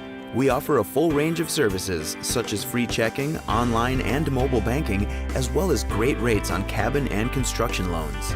We're providing results through better service while giving you a greater value for your dollar. Visit us on the web at mcnbonline.com. McCurtain County National Bank in Idabel, Broken Bow, Hochatown, and Valiant. You know, Chris, when they get a little confidence and you demoralize them by marching right back down the field again, that's good news. There's our dance team. You see the Savage dance team, and they have a lot to dance for. Savage is that was a power statement by Broken Bow after giving up that opening drive, said we're going to shove it down your throat, and they did. Okay, took the ball at the 40, proceeded to march 60 yards downfield, capped off by an 11-yard Quinlan Bailey touchdown. Savage. Nice job, ladies. Yeah, very entertaining. Still a lot of football left. Defense back on the field now. We'll see if we can get a stop here. It'd be an opportunity for us to go up by another score if we can get the ball back here on this possession. Kind of expected to wind up about the 30-yard line, and this one's kicked about the same place, bounces, it's going to go out of bounds, and I wonder if they're going to make us re-kick it. Yeah, I wonder if they will. They might take the ball, though. They seem to be satisfied with just getting their offense on the field, so we'll go to the 35-yard line and set up shop. I mean, they did have a 39-yard TD run last time, so they may think, oh, we'll just go do that again. I think the Savage defense will adjust to that, though. We shall see. Yeah, the one thing we saw them do, actually, they came back out. They run in a little more of that pistol formation, and then we saw that orbit motion, which is kind of giving the Savages a different look than what they saw in the first half. A lot of misdirection. Yeah. That's what they're relying on. And that can backfire. Here's a different set as well. Strong pistol. Here's a handoff, and it's going to be Nocum in the backfield as well as, who was that, Bailey? No, it was Rocky. Baker making first contact. Yeah. Yeah, Nocum and Baker getting him down at the line of scrimmage. A little short gain there. Second, a long 9 yards here. Great penetration by Baker, beating his man off the snap and just getting back in the backfield, wrapping up with a little assist from Nocum, and that's going to bring a gain of 1, brings up 2nd and 9. And you're right, Skip. They are going with more of a power formation. They got 3 backs in the backfield along with Harris, and it's going to be a play action. No, so it's Hill gets through one Savage tackler, and then Quinlan Bailey meets him at the 40. So it's the gain of about 4 on that pass. Was that Sky on the missed tackle there? I think it was. Yeah, I think it was. Free safety coming in. It was Sky Baker. It was Sky Baker. And the thing is, I want to credit he made a great read on the play. Got in. He just didn't get the tackle. But he's coming from a free safety. He is, and sometimes that happens when when it's a good player on the other side of the ball. Big third down coming up, 3rd and 5, and now they're going to split receivers out trips to the near side, one to the far side, and they have Off that made the touchdown run in the backfield with Harris. Savage is rushing 4 here. They may expect it to try to get the ball to Off again. They trying to get 5 yards. Here's the throw, and it's He got the first down, though. He got the first down, man. It's incomplete. Okay. It's incomplete. Yeah, the ball was knocked down. There were 3 Savages. They collapsed on that football. So, and they were celebrating afterwards, so the Savages defense knew. Yeah. Now that's going to force them to punt. I don't think they're going to go for it. They were in between us and the ball. We couldn't see the ball hit the ground. And they were in between the ball and the receiver, so he couldn't get it either. Incompletion, 5:27 left third period. The Savages, again, going to get their offense on the field. So that power set didn't work for them, Chris. It did get them a first down, but that's all it did. Yeah, keep in mind that Oft is back there to punt. It didn't get them a first down. Well, keep in mind that Brock Off, the guy that ran for the touchdown, they may fake it here. Well, let's see. No, it is a fake, but it's dropped to the ground, and he's taken down in the backfield. Kyler Cupid back there, as well as Allen. Hill again. Savage defenders really, really getting it done. That's going to be a big, big turnover on downs. The Savages deep in Black Diamond territory at the 29-yard line. Here comes the offense again, a chance to really finish off the Black Diamonds. 35-14 already, 5:23 left third period, and Howell back on the field with Frazier in the backfield this time. And they're going to blame that on the bobble snap of the punt, but even if that was a fake all the way and the Savages were back there, that had no chance of succeeding. Here comes Howell, and it's going to be a handoff. Frazier has a hole up the middle. Watch out, Frazier still going, all the way down inside the 25-yard line. I think he got first down. I think he got first down yardage on that, Chris. Boy, that was a good run. I mean, he kept his legs pumping, and I don't know. It depends on the spot. Second and very, very short. Yeah, second. Not first down. No, it's first down. Okay. Yeah, the referee signaled first down. That was a great effort after contact by the ball carrier. Yeah, the Savages are making the Black Diamonds guess on every down here. They just have no clue what this offense is going to do. And you may see us go over the top right here on it. I have a clue what they're going to do. I think the clue is it puts points on the board. You may see us go over the top right here on a little post route. Just because they're rushing. Here's Howell, and Howell's a keeper, and Howell's got a keeper all the way to the 2015. There's a flag. It's coming back. Red zone. And there's a second touchdown that's going to be called back. There's your red zone flag. Yep. And that's going to be another Graydon Howell touchdown called back by a penalty. I mean, I'm assuming it's going to be unbroken, though. Yeah, it's unbroken, though. Here's the official call. Referee pointing at, I don't know, he's pointing at Sallisaw. No, it's against Broken Bow, trust me. Yeah. You are older and wiser than I am, Sensei. I'm just saying. Teach me your ways. I don't just say this stuff because I think, I'm not that biased against them. You are a realist. Yeah. I've just been here so many times, starting with my junior year of high school, which was my first experience with this stadium. I agree. Well, so on the penalty, it was well downfield because now it's first down and 11. Yeah. So, that'll keep us on the stock block. That'll keep us in a manageable down and distance anyway. Yeah, so first 11 from the 20. Savages, here's a handoff. Frazier looking for running room, has a little bit. Frazier still going. Oh, Frazier falls forward to the 15. Yeah. Frazier is finishing those runs, putting a nice finish, adding 5, 6, 7 yards. No, I mean, I love that shoulder shift that he's got going on there, and he's making people miss inside. That's hard to do. Good yardage on first down. Second and about 6 here. Here's the negative side of those penalties calling back is Savages still have the ball still moving, the clock's still running. 4:15 left in this quarter. Savages already up 35-14, looking to add to that. Here's a handoff. Frazier looking for running room, and now he's not going to get there. Short yardage. He won't be able to get to. That's going to leave us with third and down and about 4 or so. Yeah, I think he got to the 14, 13, maybe to the 13. See, we got a package going in. Brandon Tinahara Williams going on the field. Here comes Quinlan as well, so we're going to block in we're going to put the big package in here. Maybe a play action give Graydon Howell a chance to recover on that touchdown he scored that was called back, or give it to Bailey and see if we can power it through. I wouldn't running last time. Bailey ran over guys. I think if they roll him strong side to his left with this RPO and let Quinlan block out in front of him, then he's got a chance to throw it if he's got an open receiver. Keep in mind, Hall's caught 2 touchdown passes already in this game. He split Here out comes the far blitz. side. They're going to rush him. Yep. Not going to get to him. There's a bullet caught. And it's caught by Tanahiro he dropped at the it. 5. He dropped it. Oh, you're kidding. Another one that hit him in the midsection, and he dropped it. That was a bullet. That was hard. That was thrown hard, but it was an easily catchable ball. Yeah. We're back to where we had a good stretch there for a couple of games where we were catching everything that was thrown. But here we are tonight again with a lot of drop passes. Yeah, and it's not from a lot of Rocky Baker with that drop that would have been in. It's not from a lack of work though, Chris. No. These guys are working after practice, working before practice, the receiving after course practice. specifically. Yeah, that's who I'm talking about. Yeah. Well, it's 4th. They're going for it. They're in the 4-down territory, and it's going to be Graydon Howe following Bailey. Graydon Howe to the 10, to the 5. Graydon Howe in the end zone. It's that easy, folks. It's that easy. Graydon Howe with a 14-yard TD run. What did we score against Idabel, and what did we score against Durant? 42. We're 1 point. We're a Victor Silva kick away from that. It's still the 3rd quarter. Well, we went by 42 last week, if you'll remember, all the way to 51. We did. But we're still in the 3rd quarter here, guys. 41-14. Victor Silva on with a chance to add point number 42 as the Savage offense continues to roll.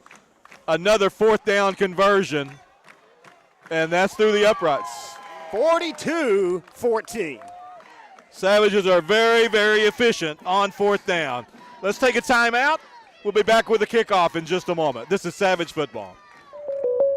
Oh, no. Are you okay, Mike? Yeah, got a pretty big fender bender here. Don't worry. State Farm's got you covered. That's great to hear. Robin, what's going on? We're going to get you a tow truck, Mike. Thank you. Real fender bender going on. Fender bender. Fender bender. Fender bender. Fender bender. Everybody remain calm. No reason to panic. Go with the one that's here to help life go right. Jennifer Broadus, State Farm Insurance. Visit our new location at 1605 South Park Drive, 580-584-9184.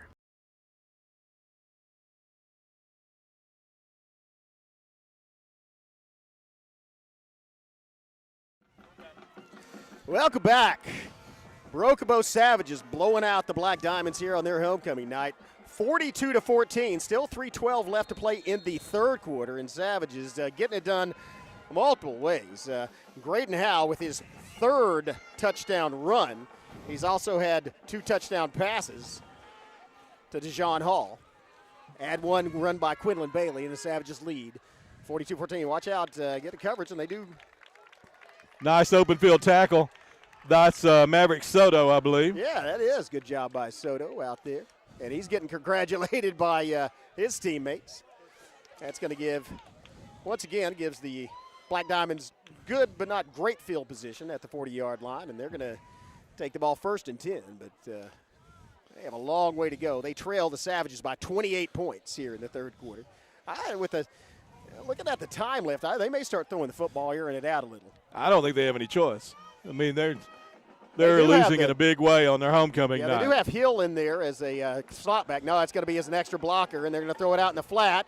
It's caught, and then he's forced out of bounds he breaks loose of Patrick, and then gets hit. Oh, good job. Patrick got juked there, missed the tackle, got back up and made the tackle after that. Yeah, he didn't he was out of bounds before he hit him. I thought he stepped out of bounds right in front of his coach. I did too. But again, you've been here before. That's true. Well, it's a 4-yard gain. That brings up 2nd. The white line is just a suggestion. You have to step over it. It's a boundary of reality. Here comes that option. It's going to be Brockoff, same play they scored on earlier. Watch out. He goes to the sideline. He is buried about 2 yards off the line of scrimmage, and that was Isaiah Fields coming up and taking his legs out from him. Yeah, he's not going to score on that one. Isaiah Fields put him on the ground. That was a great open field tackle by Isaiah Fields coming up and taking his legs out. Had some help from his teammates. They need a full 3 yards here, Chris, on 3rd down. The Savage defenders, and this is a good spot in the field to make a stop on 3rd and 3, because you will force them to probably have to make a big decision on a kicking play. I expect a quarterback keeper similar to the one they used last time. Yeah, you're right. That's exactly what they're going to go with. He's going to get the first down for the 1st down on the fall. He's got the 1st down, but we made him pay for it. I think that was Bailey on the hit, wasn't it? It was. So Harris gets a 1st down. Gets 2 yards and past the line to gain, and then gets a face full of artificial turf. Yeah, good news, we kept him in bounds as well, and we've got the clock moving with 2:07 left here. Well, they're going to split out trips to this near side. Maybe see him go for the end zone. Let's see. It's going to be another quarterback keeper, and it's pursued by Kyler Cupid, kept with him and made the tackle. Again, they're keeping it on the ground. The clock continues to move, and we're up 42-14. I like this play. I mean, let's keep doing this. They're keeping the ball in Harris's hands and having him run, but that was Kyler Cupid who ran past him and actually caught him from behind. Now, Bailey was there to make him have to try to juke and make a move. Bailey with an assist there. Yeah, just seal the edge, turn him back inside. Don't let him get up the sideline like he did before, and we're fine. Let the clock run. Yeah, trips out to this near side again. Single receiver out to the far side. That's Cox, though, the main receiver on the other side, and that's who they throw to, and it's just a bad throw. And that's going to stop the clock with an incompletion. Minute 24 left. That brings up third down, so they have third and a little longer than last time. The last 2 third downs they've converted, or actually it was a fourth down. They converted with Harris on the keeper, but this time Savages probably be looking for it. Savages are putting Nocum in. He'll come out on the slot receiver in the nickel package here with a 6-man front with those 2 backers in the forcing unit. Yep, handoff up the middle. He's met in the hole taken down by Porter. Did not get the first down. Yeah, Jackson Porter jumping over a block to make contact there. Great defensive play. Again, Ginn plugging the hole up. Porter making the tackle. Huge fourth down, 4th and 2. 1 minute left in the third quarter, and we haven't seen a hard count in a while, but I almost expect the quarterback to keep it again. Harris back in the backfield. He may throw for the end zone, though. They may try to – nope, it's going to be Harris on the keeper. He's taken out. Does not get it. Great defensive effort by Brokabow. There's a fourth down stop. Turnover on downs for the Savages. That was – Allen took the pitch man. Look at the sideline. Look at our sideline. Allen took the quarterback, and the rest of the Savages took the pitch man. That was textbook defense on an option. Yeah, our guys with some great energy there. Great defensive stop. 42 points already on the scoreboard, still in the third period, and here comes the offense again. Look at the smile on Quinlan Bailey's face as he walks to the sideline saying, yeah, I know we knew where they were going, Coach. This team, I'll tell you the other thing is, this Brokabow Savage team is so well prepared for this offense tonight. They knew what was coming, and they played it to textbook perfection. First and 10 for the Savages at their own 40-yard line. And as you said, they have Frazier back in there at running back. You get our offense back to work here. And I think the Black Diamonds are tired. Frazier cutting it outside. And he can't get loose. He's tackled for a loss, but that's going to do it for – no, they'll have one more play. It's play clock's at 35 and the game clock's at 38. So they'll have to run one more play here in the third quarter. Yeah, a couple of undersized linebackers in there right now, Chris. That was one of them getting in on Corey. Well, and they put those faster guys to catch up with Frazier. They'll put the big guys in if Bailey comes back in, is what I think. Yeah, no, I agree with you. I think we've got an opportunity here, though. We've got one snap left, but second down, we're outside the chains. I think you might see Graydon throw the football here. You might see Graydon keep the football as well. He's got that option. 4 seconds left in the play clock. Going to have to snap it. And Hal does. No, it's a give to Frazier. Frazier looking, throws it to Hal. Watch out. Here comes Hal running toward the sideline. He's the 35. Hal to the 40. Out of the 45. Hal back inside the chains, almost to the 50-yard line. Sets him up for about a 3rd and 4. 3rd and 5 maybe. Let's see where they mark him out. That's the end of the period. And that's going to do it, as Skip says. They got all the way to the 47-yard line. It's going to be 3rd and 3 when we come back with fourth quarter action. You're watching Brokabow Savage Football on the Brokabow Network. See you in a minute.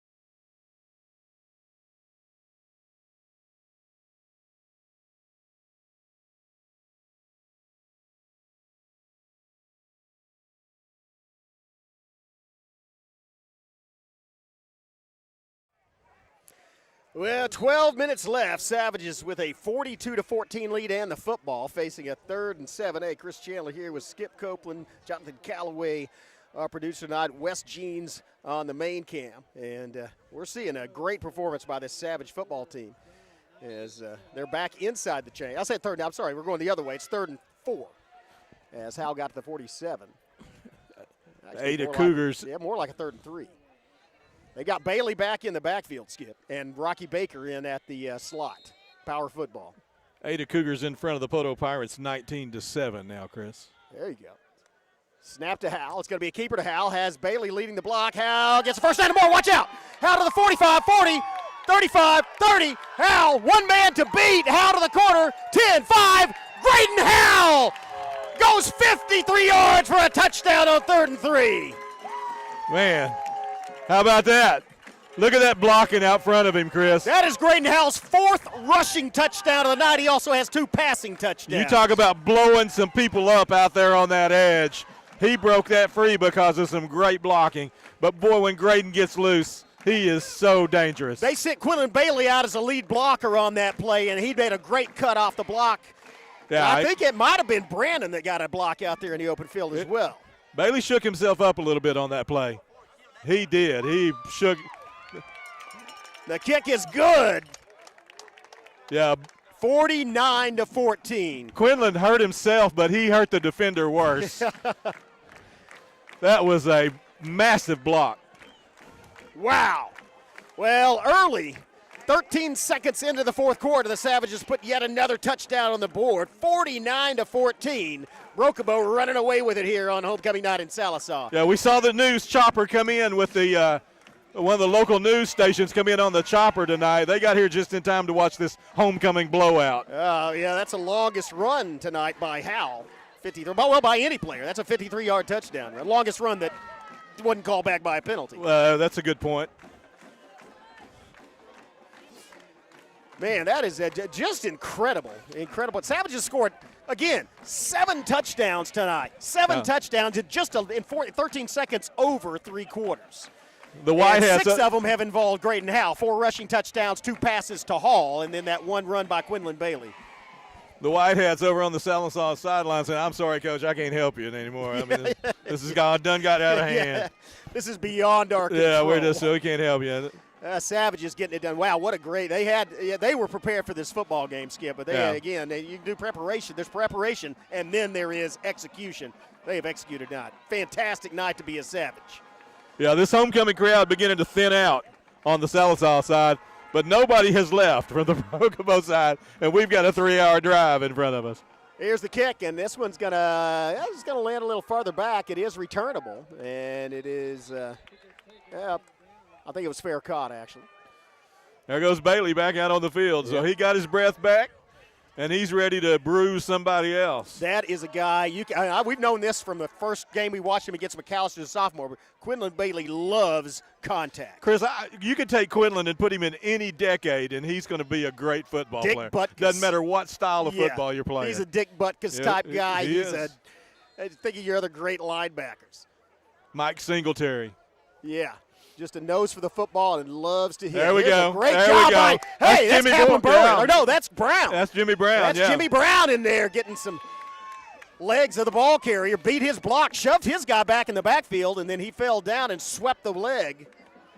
And that's let's call it a gain of a foot. Yeah, they gave him a little bit of forward progress there. Fell forward. Good job by Jimmy Brown. Nice to see him in there at the defensive tackle. Here's Harris. Takes the snap, looking to pass, throws it out in the flat, and he's immediately met. Wow, that was a great job by Tarantino. Hey, Tenejero Tarantino. Tyron Tarantino. Did they give him the catch? He didn't have the ball at the end of the play. The chopper didn't stay long. Well, he got that 53-yard highlight and looked at the scoreboard and said, "We know the story." They said we can't count that high, so we're gonna get on out of here. We know the story here tonight. Yeah. They did get that catch, but it was good for 7 yards. That brings up 3rd and 3. It's a good night to be a Savage. Another keeper by Harris. No, they're going to send a man in that wheel motion again, and it's a handoff, and he's caught in the backfield and thrown down. That's Bailey and Porter again. Is that Porter or is that 65? No, that's 55. I thought that was 65, but. Oh, maybe that's 53, Chris. Maybe that's 53. Ginn? Yeah, Cale Ginn. I thought it was 65. Well, Sonny Freeman's in there, too, so it could have been him. I think it was Freeman that had him wrapped around the waist. And okay. 4th down, they're going for. We'll just give them all credit. Let's call all their names. Let's see if it's another keeper. No, they're going to try to throw it out in the flat, and they get enough for the first down. Cooper Cox on the far side. against Tarantino. Yeah. Lose the chains. But Tarantino. I did it again. You did it again. I won't be able to get rid of that. Once I get something like that in my head, it's stuck there. Tenehero.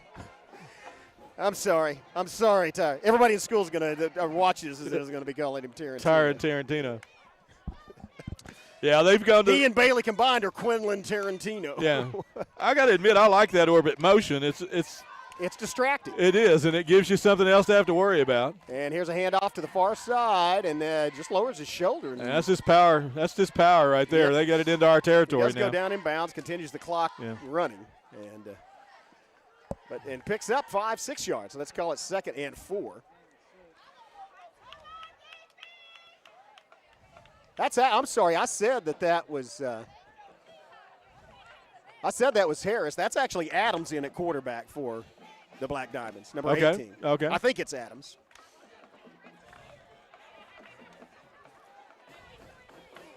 Oh, man, that's a blow. That is. Was that Brannon? He's the one who was celebrating. I think it was AJ. AJ Brannon.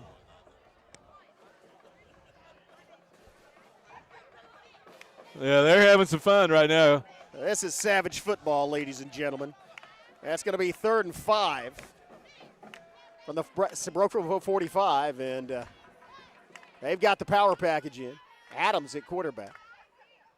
And looking like a motion on their part. They throw it out to Cooper Cox. He's pursued. Good stiff arm. Stiff arm. Yeah, that's a good stiff arm. Inside, decides wisely to go out of bounds as he's guarded on the side by Hall. Yeah, that's a good play. First down. Pretty good play by number 2 right there. Good stiff arm to get himself some space. Yeah, he's the one that made the first touchdown against Broken Bow last year on that same route. Yeah. That's the one that right there in that position and took it into the end zone.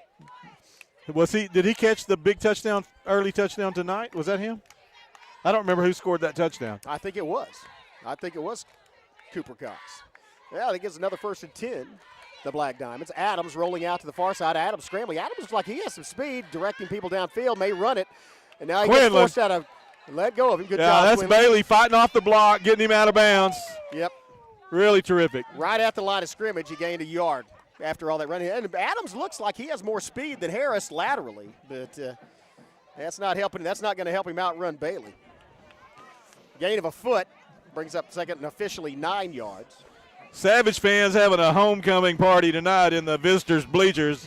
Yeah, they are. They're having a good time. Up 49-14. Why not celebrate? 2nd and 9.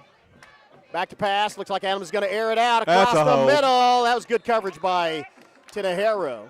As Tenehero gives about half a foot up in height up to Cooper Cox, was in position, got his hands up, and prevented the reception. Yeah, that was a blatant hold against Sonny Freeman there, but whatever. It's late in the game. Now it's 3rd and 10. Yeah. Well, big third. They're 4-down territory, so 2 more plays to get the 10 yards. They're going for the end zone now, I think. That wasn't successful. The bad news for the Black Diamonds is that you've got Allen still out here. Jaden Allen still out here at this defensive end, and he looks like he's ready to take off on a blitz. Yeah, there's some holding on Allen, and Allen gets the tackle, though. Adjusts and knocks the football loose. Down by contact, but that was Allen with that tackle. Yeah. Coming off his man as the quarterback made a move inside and taking Adams down. Kyler Cupid getting a little breather here. Well-deserved. He's had a great football game.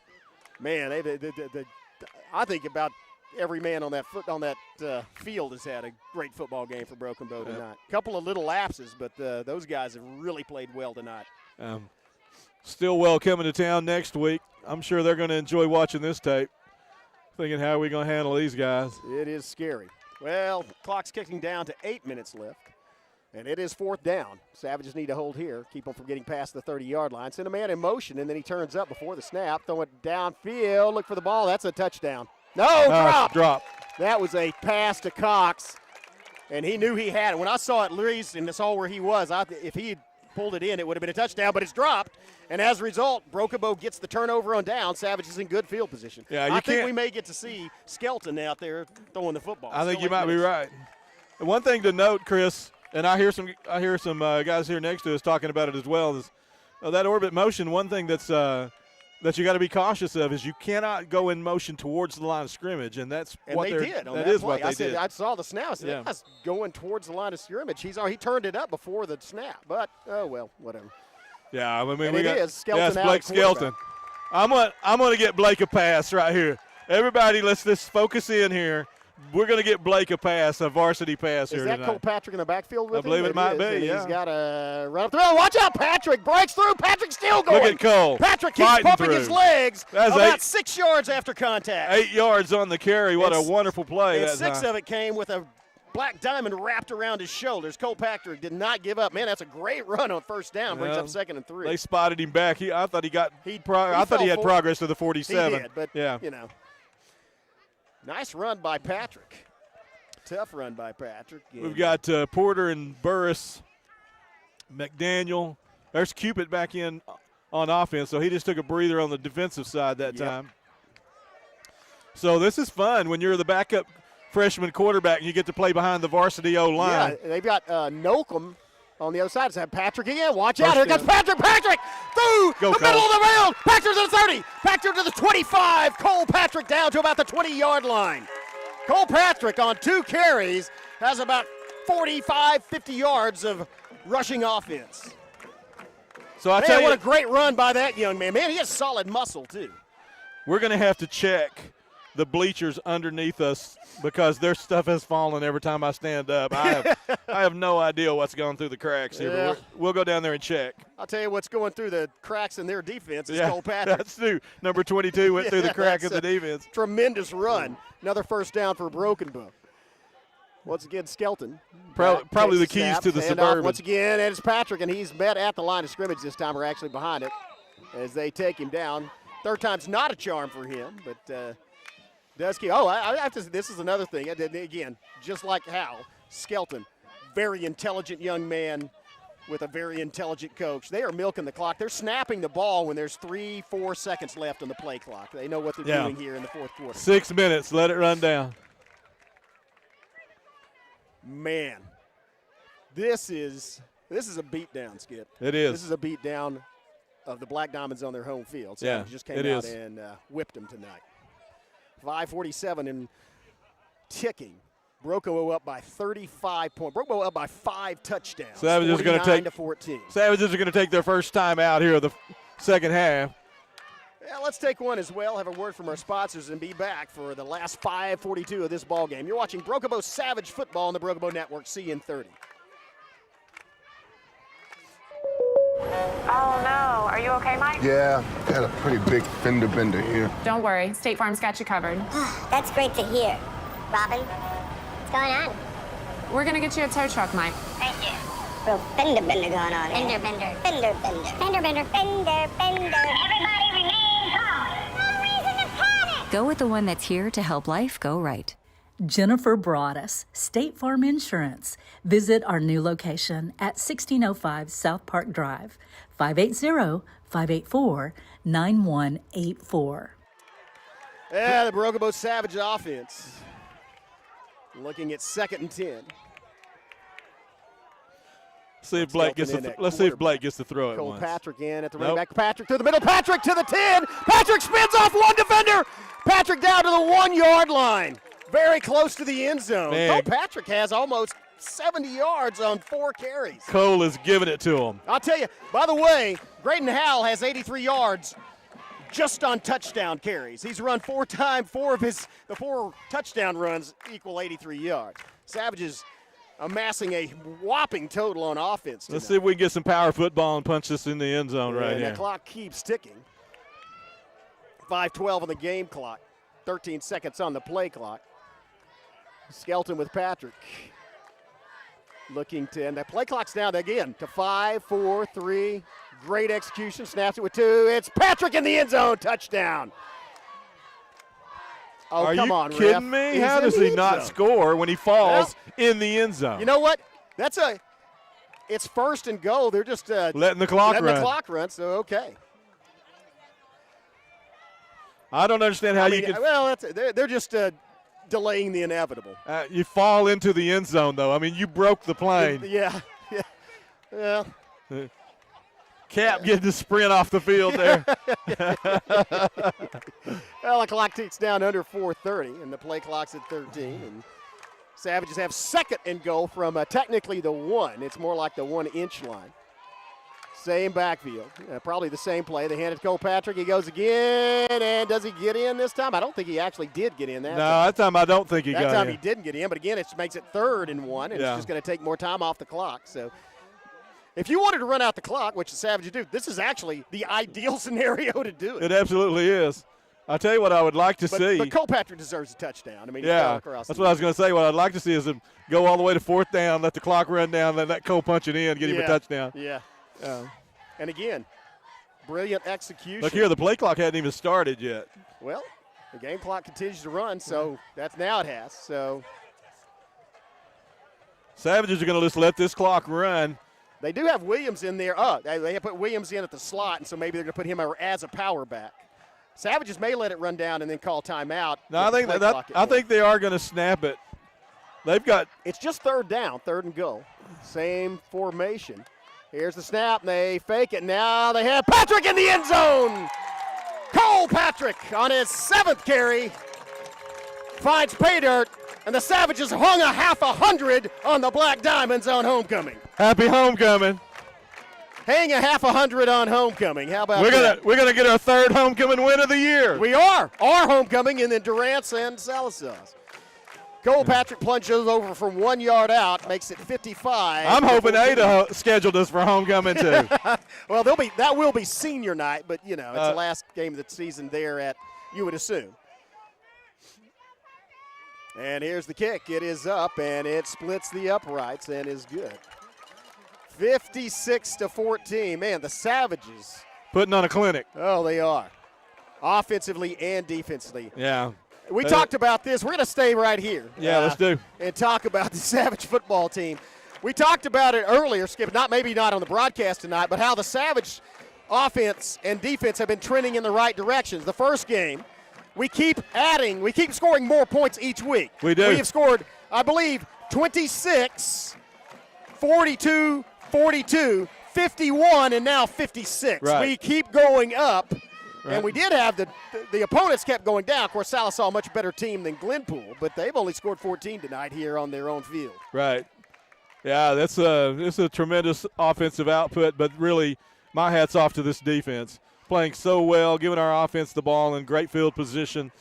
Really just a team effort overall. Special teams playing well, great coaching. Just got to love this Savage football team. This crowd on hand tonight, enjoying every minute of this. Well. I tell you what the Savages don't look like. They do not look like a last-place team in District 4A4. No, they're not. They're not. They're definitely not. They're a contender. Here we go. Here's the kick. It's a high kick. It takes a bounce, and it's still on the ground. And it's still on the ground. The Savages may have recovered it. That may be Broken Bow football, and it is. I think we do have it.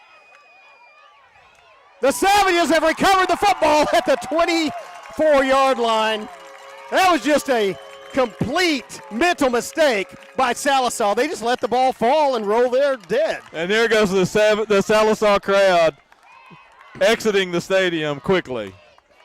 It looks like a – look at the celebration by the Savages. Yeah, this is fun. Coach Mav sending in a scout new player. Personnel. Our scout player of the week, Jacabrian Giddens. He's on the field. Jonathan Swartz, the biggest man on the team, he's on the field. Number 76. Look at the difference between him and Skelton. Yeah. I mean, Skelton's not a short guy. We got a new back in there. Jeremiah is in the game. Number 23. Moore? Jeremiah Moore, I believe, is his last name. Well, it's going to be Skelton at quarterback, Moore at the running back. Moore stumbles and falls forward for about Turf Munster got him there. Yep. Does keep the clock running. Yeah, that's 2:35 left. Play clock at 30 seconds. Savages with second 11. That's officially a 1-yard loss.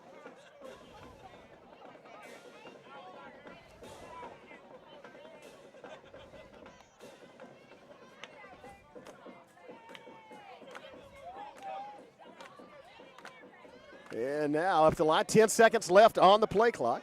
Savages.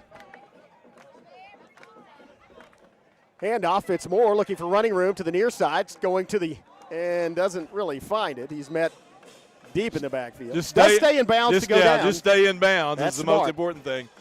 Minute 56 left, so now we got third down, 32 on the play clock here, so we'll be down to about a minute and 15 seconds or so when we have to snap it again. This coaching staff working with it. Actually, I think Coach Mav was at the JV game or the 9th grade game. He was at the middle school game. At the middle school game. Yeah. That's what they talk about it. This is a program. This is not just a team. And it is a full – they are developing these young men throughout the program. 6 through 12. He talks about it all the time. Grades 6 through 12. That's where your program is. Here goes more on a good run. Positive yardage. Jonathan Swartz with a pancake block that time. Yeah, Jonathan Swartz. How about that? I mean, got him a pancake. Get the syrup. Yeah. Swartz is serving pancakes. That's a gain of about 3. Brings up a 4th. And Savage is probably going to let this play clock run down to 1 and call timeout. All right, we'll see if we can get a first down here. 52 seconds, so we've got to be down to about 40 seconds when we snap it. Yeah, 10 seconds left of the play clock. See if we can get a first 37 down. seconds probably when they snap it or call timeout. No, they do snap it, and he does kneel it, and that's keep the clock, give them the ball turnover on downs. But 38, expect them to just kneel and let it run out. What a performance by the Broken Bow Savages. And they agree, they just let the clock run. 56-14. Savages now in the driver's seat in District 4A4, undefeated in district play, 4-1 on the season. Yeah. Have not lost since week 1 against 5A McAllister and are looking dominant. Better every week, Skip. Yeah, they're absolutely, Chris, clicking on all cylinders. I mean, they are really, really playing well on both sides, all facets of the game. Offense, defense, special teams, it's really doing things right. And the Savages get to come back home now and play against a lesser opponent next week, we would think. I mean, if I'm matching Sallisaw and Stillwell, I'm thinking Sallisaw's the better of those two programs, 56-14 tonight. So the Savages just need to keep doing more of what they've been doing. And what they've been doing is winning and doing it in dramatic fashion. This was a beatdown tonight, a dominant performance by Broken Bow. And, man, it feels good to go back home 2-0 in district, having not lost since week 0. Yeah. We'll be there next Friday night at Memorial Stadium for the Stillwell game. It really makes the drive back over the mountain a lot more fun to do. It certainly does. Yeah. Again, thanks to everybody. West Jeans on the main camera. Idabel got beat. Oh, Idabel lost to Spire. Was it? Okay, Idabel did lose tonight. So, but West Jeans on the main cam, Jonathan Calloway as our producer, and Skip Copeland not only directed but also doing the color commentary. And I'm Chris Chandler, and as we end every broadcast, tonight is certainly a great night to be a Savage. And, once a Savage, always a Savage.